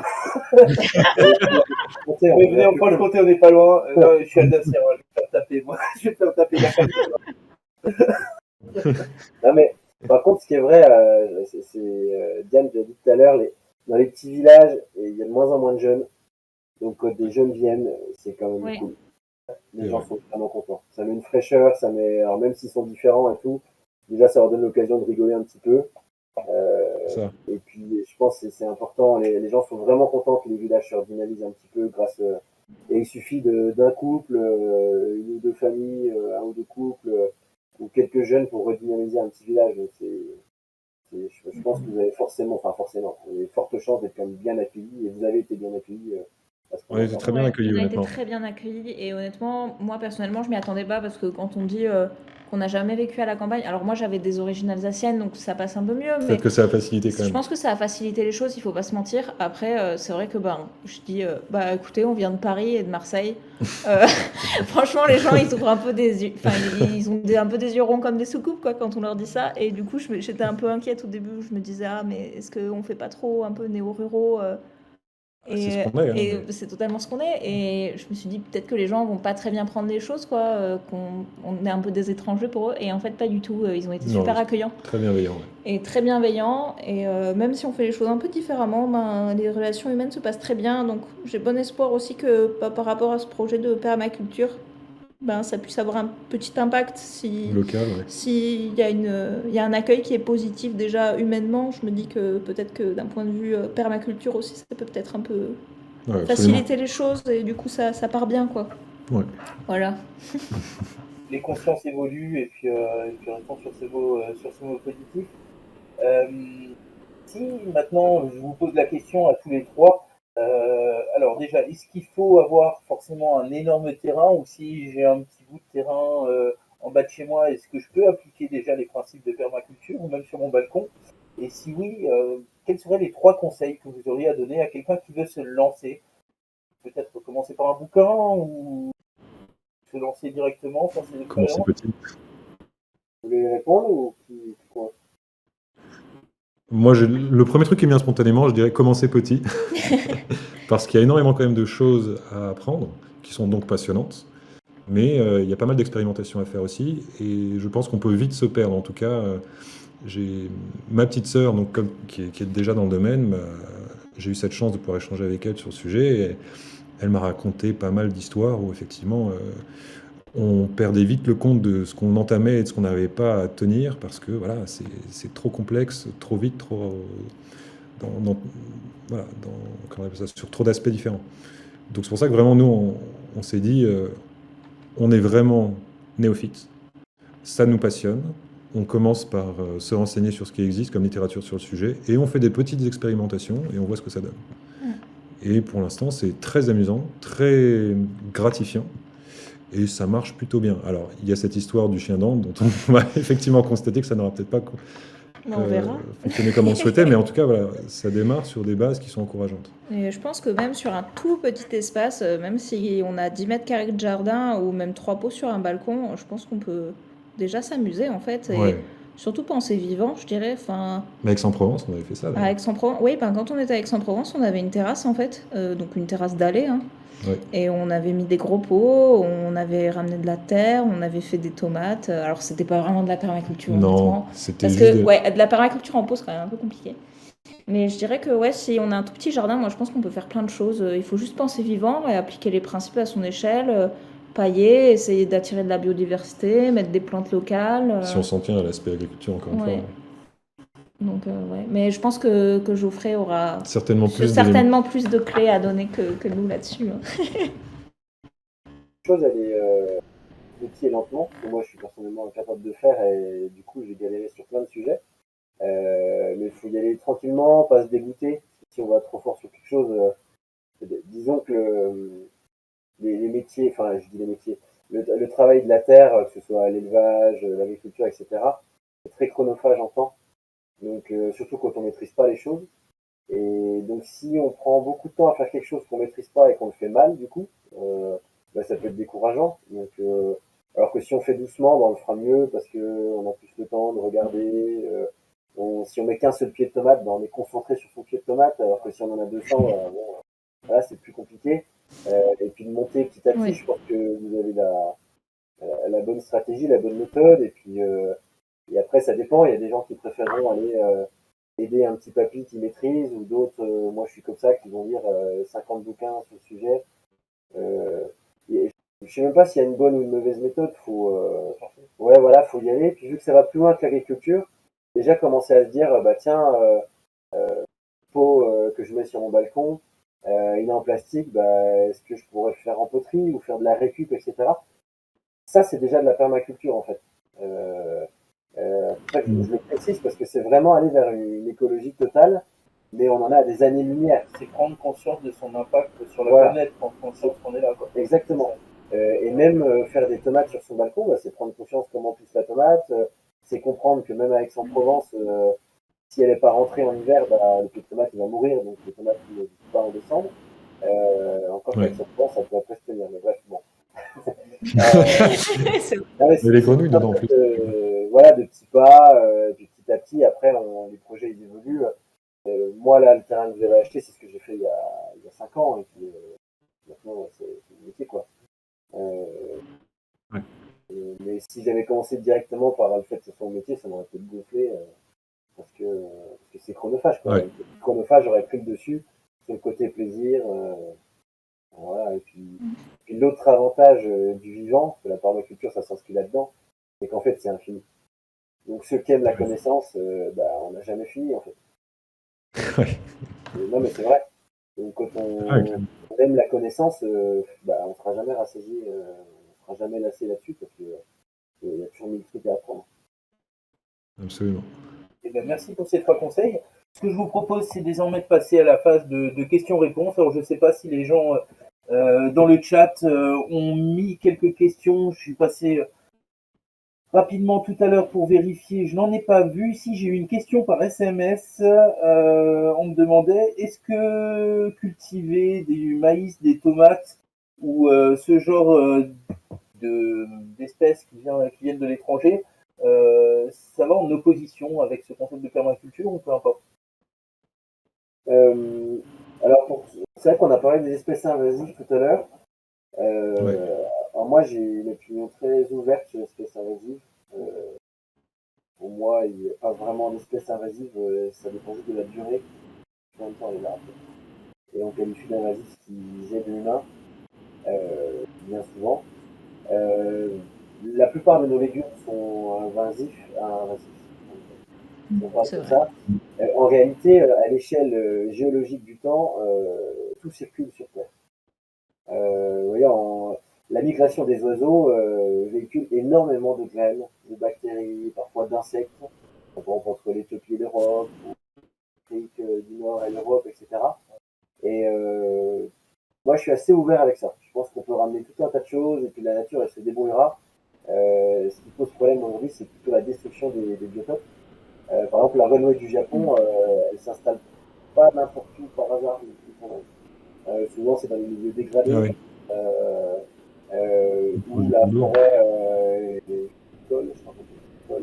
est dégradée, etc. Risicole, Alors, je suis pas sûr du mot, parce que moi, les mots, j'ai du mal. Normalement, c'est les forêts en bord de rivières, de ruisseaux, etc.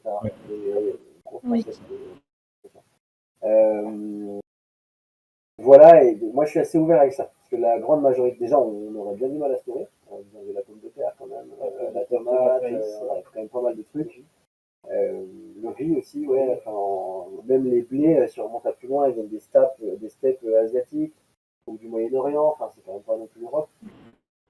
Voilà, pour moi il faut être assez ouvert avec ça, surtout en Europe. En Amérique du Sud et du Nord, la grosse différence entre l'Europe et les Amériques, c'est qu'ils n'ont pas la Méditerranée. Donc pendant les périodes de glaciation, de réchauffement ou de refroidissement, toute la biologie du vivant allait au nord ou au sud en fonction, sans s'arrêter. Nous, en Europe, c'est assez pauvre, parce que déjà, les Européens, on a absolument détruit un peu la surtout parce que pendant la dernière glaciation, les espèces n'ont pas pu migrer dans le sud, à cause de la Méditerranée.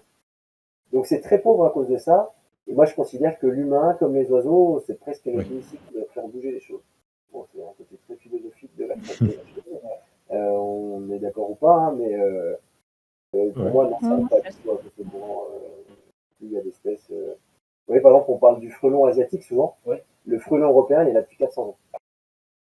Donc, et puis aujourd'hui, la nature sait y faire avec le frelon. Elle sait y faire. Bon, il pose d'autres problèmes, le frelon asiatique. Mais c'est pour dire non, le frelon européen. Voilà. Voilà, aujourd'hui, on dit que c'est un régulateur d'espèces sans le frelon européen. Et on l'appelle européen. 400 ans. C'est rien à l'échelle. À l'échelle de la biodiversité, c'est rien du tout.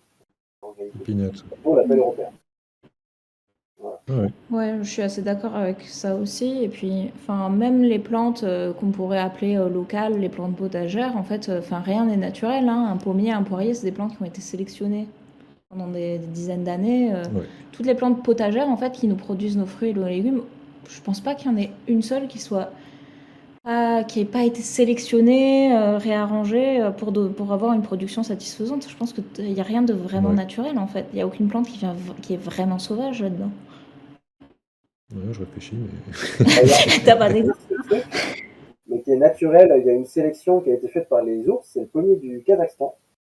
Marrant. Ils en ont mangé en quantité, vous pouvez en trouver, je sais plus, chez quel pépiniériste en ligne. À chaque fois, il y a un rupture de stock, j'ai jamais pu en acheter. Et en fait, c'est les ours, à force de les bouffer, de les sélectionner pour qu'elles soient sucrées, il a refait des pommes aussi bonnes que celles que nous on a fait. Je te dis parce que c'est l'un des rares trucs que j'ai trouvé qui a été modifié de l'humanité aussi. La sélection génétique par le mais d'ailleurs, cette sélection, elle opère en permanence. La symbiose fleurs-insectes pour faire des fruits, c'est de la sélection par les insectes ou les fleurs pour sélectionner les insectes, on ne sait pas vraiment dans quel sens. Je ne sais pas si vous avez déjà lu Sapiens. C'est très intéressant. Lui dit par exemple que c'est pas l'humain qui a domestiqué le blé, c'est le blé qui a domestiqué l'humain. Parce qu'en gros, le blé aujourd'hui, on le cultive, on en prend soin, on désherbe autour de lui, on est même prêt à déverser des tonnes de produits chimiques pour qu'il soit seul à pouvoir survivre. Vous voyez, ça va un peu dans les deux sens. Je pense qu'il faut sortir de ce côté l'humain n'est pas naturel. Les modifications qu'on apporte sont tout à fait naturelles en fait. Juste qu'on a une capacité à le faire. Intéressant, Ok.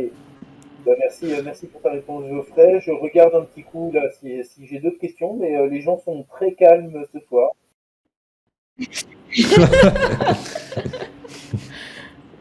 Je me demandais, il y a combien d'espèces dans une permaculture? Combien d'espèces différentes de plantes? Je pense que ça peut être très variable, mais je pense qu'on... Par exemple, dans le vôtre. Dans notre jardin? Ouais. Combien d'espèces cohabitent? C'est très difficile à dire, parce qu'il y en a déjà beaucoup qui étaient sur place. Je vais faire un rapide compte, mais... Combien d'espèces on a plantées aussi? Combien d'espèces on a plantées ou combien d'espèces se côtoient? Parce que ça, c'est une question qui va considérablement changer la nature de la réponse. À quel point ça peut... Alors, d'espèces qu'on a plantées, il n'y en a peut-être pas tant que ça pour l'instant. Il y en a peut-être une dizaine quand même. Il y en a une dizaine. Entre les framboises, myrtilles, cassis, groseilles, meuroise, pommier, poitiers. Franchement, il y en a au moins 10 ou 15. Oui, t'as raison, c'est plus que ce que j'imaginais déjà. Et puis après, des plantes sauvages, je pense que c'est... Par contre, des plantes sauvages, il y en a énormément. Dénombrables, je pense que... Donc il y a du lamier blanc, jaune, il y a des orties, il y a des ronces, il y a de la bugle rampante, il y a de la lierre, il y a de la reine des prés, il y a des saules, il y a des chênes. Qu'est-ce qu'il y a d'autre? Il y a tout un tas de conifères, des érables. Oui, c'est vrai qu'il y a des érables. Des noisetiers sauvages. Voilà. Des bouleaux. Donc, des bouleaux. Et ça, c'est pour tout ce qui est facilement identifiable. Après, tout dépend aussi de l'échelle à laquelle on se positionne. Dans le sol, alors là, c'est des millions d'espèces. Donc, oui, non, c'est considérable. Et puis après, il y a tout ce qu'on ne peut pas identifier parce qu'on n'est pas assez compétent. Ouais. C'est ça. Et quand vous les plantez, par exemple, là, vous avez dit une dizaine, c'est... Vous choisissez des espèces pour qu'elles se complètent, par exemple les fabacées qui réazotent le sol avec les nodosités. Avec les nodosités qui permettent justement de capter l'azote atmosphérique. Ça, ce sera pour la culture de légumes, donc de plantes potagères, qui pour l'instant n'existent pas sur notre terrain. On a uniquement planté des arbres fruitiers ou des arbustes. Mais effectivement, l'idée ensuite, c'est qu'on plante des familles de plantes potagères qui se complètent dans la mesure de ce que l'on connaît nous et de ce dont on nous a parlé. On verra si ça se passe comme on nous l'a dit. La première expérimentation de cet été, ça va C'est la être... mille-pas. C'est Ouais. la mille-pas, ouais. Donc on va associer le maïs, la courge et le Les haricots haricot grimpants. qui occupent différentes strates du sol, hein. Enfin, la courge qui est vraiment au sol, le haricot qui est rampant et qui va monter sur le maïs. Donc on C'est va ça. expérimenter ça. Ça permet à la fois d'économiser de l'espace et d'avoir une cohésion entre les plantes.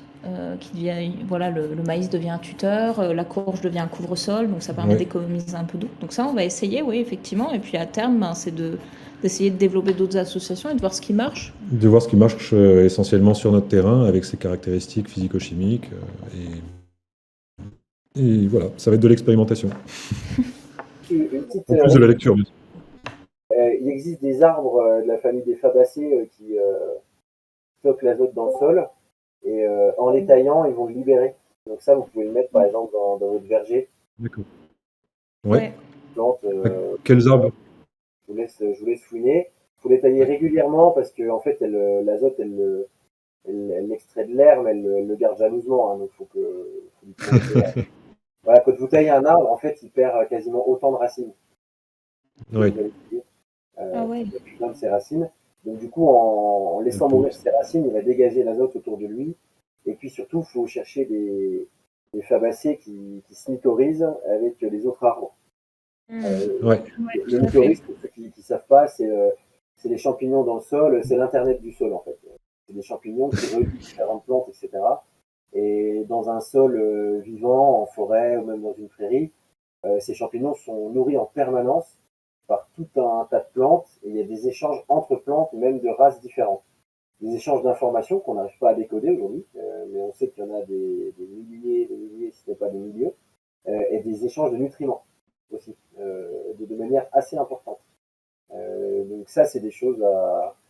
C'est pour aller dans le nombre de plantes, plus il y a de plantes, on peut créer vraiment des symbioses, soit à la Wallagen, soit on peut commencer à réfléchir quelle plante est symbiotique avec quasiment toutes les plantes. Les ronces, par exemple, sont symbiotiques avec quasiment tous les champignons mycorhiziens. Donc c'est pour ça que les ronces sont très importantes dans un jardin comme le vôtre, parce qu'elles vont pouvoir se connecter à quasiment toutes les plantes, enfin tous les mycorhizes et donc quasiment toutes les plantes autour, et connecter le réseau. Voilà. Bon, après, celles qui piquent, c'est emmerdant, mais il y a celles que vous avez mises qui sont sans épines. Mais les épines, ça fait aussi bien.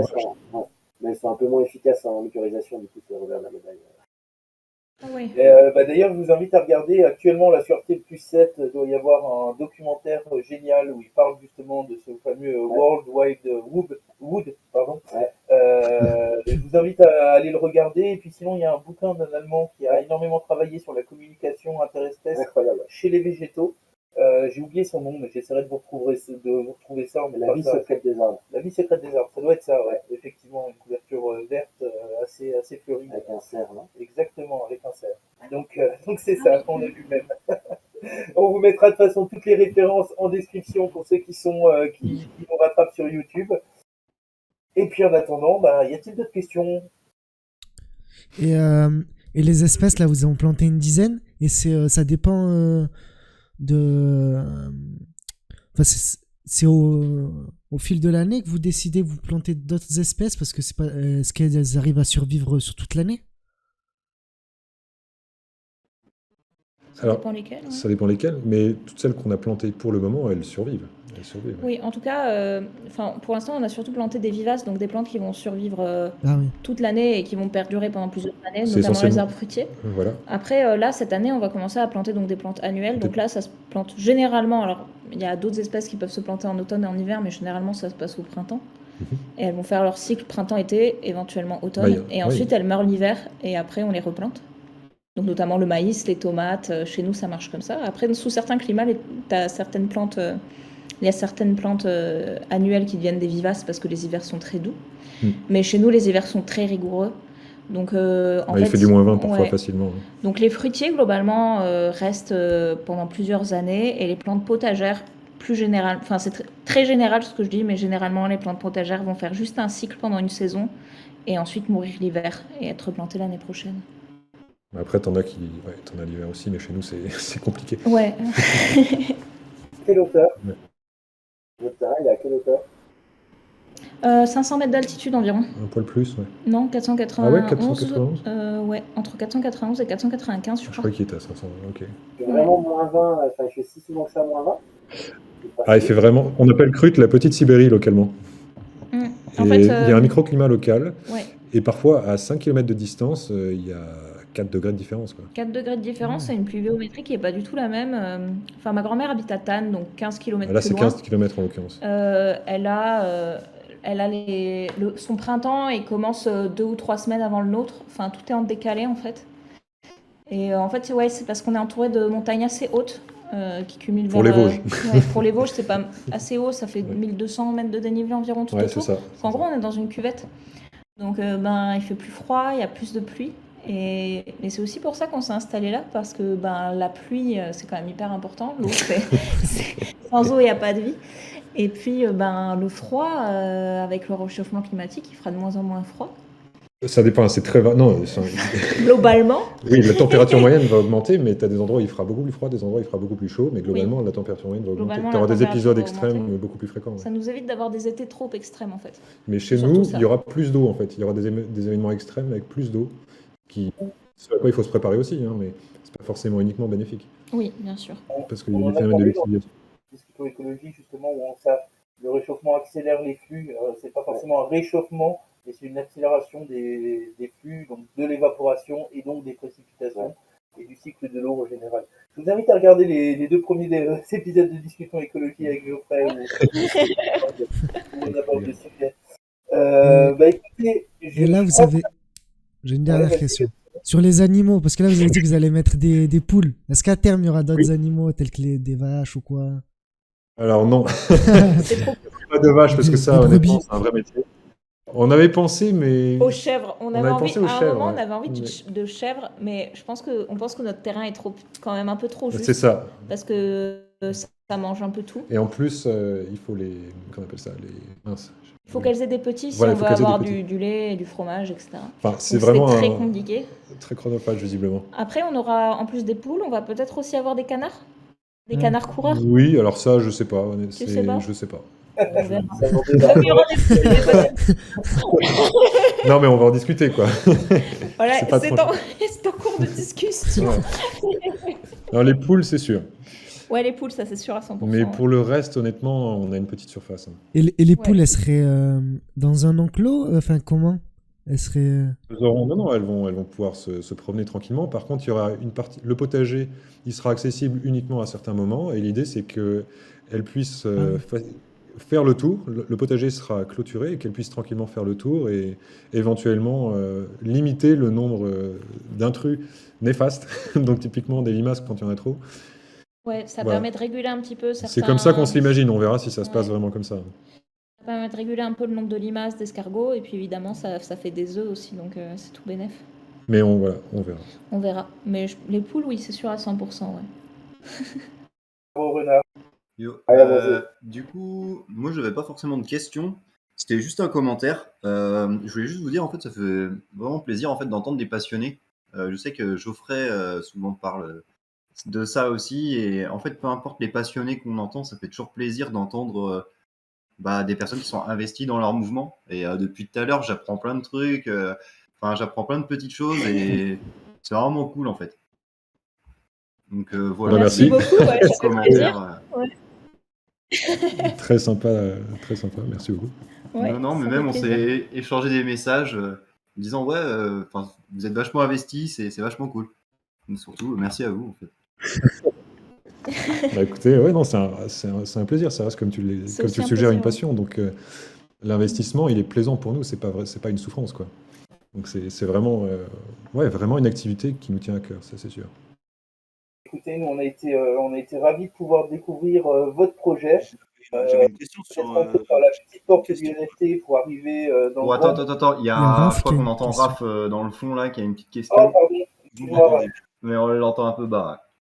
Ouais. J'avais une question sur la recherche de terrain.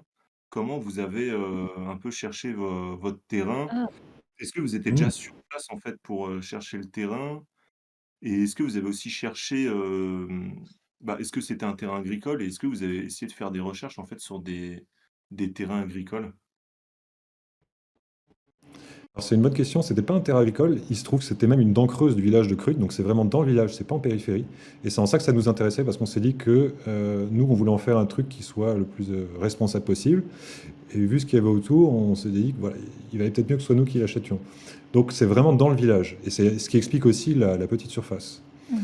Comment on s'est intéressé justement à cette recherche? On a commencé, en toute honnêteté, par regarder les prédictions du GIEC, les cartes de Météo France, et on voulait un endroit sur les prochaines décennies qui est de l'eau. Et il se trouve qu'à Crute, il y avait vraiment ce microclimat dont on parle, avec une hygrométrie qui était satisfaisante, des températures qui montaient pas trop haut, et un climat qui permettait donc la culture de légumes, même pour des gens comme nous qui n'y connaissions pas forcément grand-chose spontanément. Donc on a commencé comme ça, et puis ensuite on a fait des recherches tout simplement, et c'est notamment Diane qui a trouvé le terrain en l'occurrence. Oui. Des Mais, recherches, c'était quoi déjà la plateforme que tu avais utilisée? Si tu te souviens. la plateforme. Oui, le site en ligne sur lequel tu Je avais sais des que c'est petites des annonces. Ah, mais c'est. Ouais, ensuite on a cherché les annonces de terrain. En On fait, a on vraiment a. voilà, fait des... En fait, au début, on a regardé donc oui, effectivement, la carte du GIEC. Et en fait, Oui, globalement, la carte du GIEC, il y a 3 zones. ouais, le Finistère. Il y a 3 zones qui vont rester tempérées et avec une Enfin, pluviométrie acceptable. on ne sait jamais, mais dont les modèles prédictifs suggéraient qu'il y ait Oui. effectivement 3 régions en France, Après, donc le ouais. Finistère, une petite région des Vosges et quelques toutes petites régions dans les Alpes. Nous, pour les Alpes, c'était pas possible parce qu'on a un vivier de clients à Paris, donc il fallait quand même qu'on puisse prendre le train facilement. Ouais, en fait, on a pris cette carte du GIEC et puis on a superposé avec la carte des trains SNCF, des TGV, parce Enfin, de pas que mal de critères, vu ouais. on est quand même illustrateur indépendant, donc si on est trop isolé, après, ça peut vraiment être compliqué pour nous. Et comme on voulait pas de voiture, on Et on voulait voulait avoir pas une de ligne de chemin de voiture. fer. Ouais. Donc c'était compliqué. Et en fait, le village de Crute était absolument parfait. Oui. Et à partir du moment où on avait le nom du village, on a cherché les terrains et on est tout de suite tombé en ligne sur notre terrain. Ouais, Et on a eu un coup de cœur en ligne déjà. c'est ça. Et ensuite, on a pris des billets de train, on est tout de suite allé le voir. On a pris des billets de train, on a pris la tente, on a campé au camping local. Ouais, ça a été une aventure. Et Et on... ouais, coup de cœur, et on a acheté tout de suite. C'est ça. Et en fait, il se trouve que ce terrain est partiellement inondable, ce qui explique pourquoi il n'a pas été vendu, alors que ça faisait peut-être 1 an et demi qu'il était déjà en vente. Mais quand ensuite on a quand même mené notre petite enquête, on a échangé avec les locaux, les voisins, nos voisins immédiats, qui nous ont dit qu'il y avait eu une crue spectaculaire en 1990 et que même lors de cette crue, notre terrain n'avait pas été inondé. Donc ça nous a relativement rassurés. Alors après, on sait qu'après, les épisodes extrêmes vont se succéder, donc il est possible qu'il soit inondé, mais il est sur une partie qui est quand même suffisamment négligeable pour que ça nous semble Mm. intéressant d'acheter le terrain quand même, quoi. Du coup, vous avez acheté le terrain avant, Avant le d'habiter. projet, ouais, Et totalement. avant d'habiter, parce qu'on On a, n'habite toujours pas dessus d'ailleurs. bah, on a acheté le terrain, on habitait à Aix, donc on était à 800 km. On était vraiment loin. Et après, on a très vite déménagé, on a voulu se rapprocher et vivre en Alsace aussi, parce que ça nous plaisait plus aussi, enfin, pour des raisons personnelles, quoi. C'est ça. Et en fait, il s'est avéré aussi que ce village, donc Crute, était à 10 km de chez ma grand-mère et c'était un coin que je connaissais hyper bien. Ouais, ça, Donc c'était cool. vraiment, tous les facteurs, tout était aligné. les planètes étaient alignées, quoi. C'était absolument parfait. On a eu de la chance. Franchement, on a eu de la chance pour ce terrain. Ça, c'est sûr. Mais on aimerait bien, si on peut, un jour, Acheter un autre terrain sur les acheter un hauteurs. autre terrain sur les hauteurs, ouais, si c'est possible. Mais bon, Et pour faire l'instant, les on va choses pas. à un peu plus grande échelle. Voilà. Pour Pour répondre à ta l'instant, question, Raph, il existe des sites dédiés aux agriculteurs, aux forestiers, où il y a énormément de terrains agricoles en vente. Mais le mieux, ça dépend si tu veux acheter proche de chez toi ou pas, le mieux c'est de bouche à oreille. C'est d'aller voir le paysan du coin, d'aller toquer à la porte en expliquant un petit peu sa démarche, sa volonté. Et c'est là que tu feras les meilleures affaires. Je pense que Geoffrey va confirmer ce que je disais, parce que toi, à l'époque, quand tu as cherché tes terrains, c'est comme ça que tu avais fait, et puis tu étais tombé sur quelques belles opportunités, si je me trompe pas. Bah, moi, je suis un fouilleur, donc je discutais avec tout le monde dans le quartier. Je sais pas si après, c'est très légal. Mais effectivement, moi, tous mes Ouais. terrains, j'ai trouvé comme ça. J'ai trouvé des terrains dans Besançon même, en faisant ça, quoi, parce que aujourd'hui, il y a énormément de personnes âgées, en fait, qui n'arrivent plus à entretenir leur terrain et qui sont contents de les vendre, les donner pour rien du tout et de les voir revivre. On revient un petit peu dans le truc, dans le village, il y a que des papy-mamies et dès que des jeunes arrivent, ils sont contents, quoi. Donc, prospecter comme Ouais, ça, Ouais, ça, c'est ça vrai. faut pas se mentir. Oui. pardon? Moyenne d'âge 65 ans. Ah oui, Comment? Non, là, non, c'est pas pour décourager les gens, mais il faut s'y attendre, ça c'est sûr. Ouais. Mais bon, voilà, nous ça nous dérange pas parce que c'est ce qu'on recherchait aussi, c'est la pleine nature, c'est Du calme du aussi. calme et un espace pour cultiver. Et comme il y a encore une fois cette gare, cette gare, pardon, on appelle ça, cette ligne de chemin de fer immédiatement accessible depuis notre village, on peut rejoindre Mulhouse facilement et depuis Mulhouse, on prend un TGV et on est à Paris en 2 heures.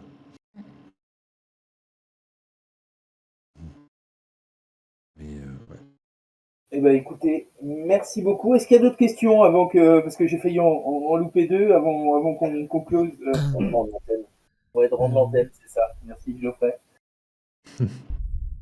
Non? Bah, écoutez, on va remercier une dernière fois chaleureusement Diane et Vladimir pour leur présence. Bah, vous connaissez Merci l'adresse pour Discord maintenant. Ouais, N'hésitez pas aussi à venir fréquemment nous donner des nouvelles, nous envoyer 2-3 petites photos de votre jardin si vous le Ouais, souhaitez. avec plaisir. Ouais, en tout cas, on est très curieux de voir l'évolution. Je vous rappelle le site Portrait Potager pour aller minter votre portrait NFT sur la blockchain Tezos. Et puis voilà. Merci Geoffrey. Merci beaucoup. Merci. Merci beaucoup. Ouais. Merci Vladimir, Merci. merci Yann, et puis bah, au plaisir, en espérant, n'hésitez pas peut-être à revenir aussi d'ici la fin d'année pour avoir un retour après une première année de permaculture, et puis On aura plus de choses à dire là, ouais, encore. Ouais, On aura ça aura bien avancé, ça aura je bien pense, avancé, cet été. ouais. Il y aura eu des Des chantiers bien expérimentations. démarrés, ouais. Ouais. Donc, avec plaisir. Et merci à Geoffrey pour ses explications, parce Oui. qu'on a appris aussi beaucoup de choses, nous, à cette occasion. Oui, ça a été très instructif. Et donc, on va se renseigner aussi, notamment sur les plantes, les arbres qui captent l'azote atmosphérique. Ouais, ça, il faut absolument qu'on s'intéresse à ça, ouais. donc, un échange de numéros si vous voulez, Ouais. et puis Je vous dirai des bouquins à acheter. Vous aurez toute la liste. Geoffrey, c'est notre master nerd en tout ce qui est biologie. c'est ça, Pas biologie. c'est notre caution Vous avez écologique. compris. Et ben écoutez, C'est notre merci à tous. certificateur. C'est ça. Merci à tous en tout cas. Ouais, merci à Merci. tous, merci à tous pour votre présence, excellente soirée. Et puis on se retrouve le mois prochain. Alors tout n'est pas encore booké, on est comme d'habitude un petit peu à l'arrache, mais on devrait parler de déchets, de retraitement des déchets avec quelqu'un qui s'occupe justement du retraitement des déchets dans sa région autour de Bordeaux. Je vous en dis pas plus. On vous fera des annonces très bientôt, mais on se retrouve au mois d'avril avec un nouvel épisode, le 10e de Discutons Écologie. Avec mon professeur de biologie. Un professeur de biologie. Ouais, c'est le mien. Allez, bonne soirée à tous et puis à très bientôt. Ouais. Belle Au soirée. revoir. Bonne Ciao. soirée. Au revoir.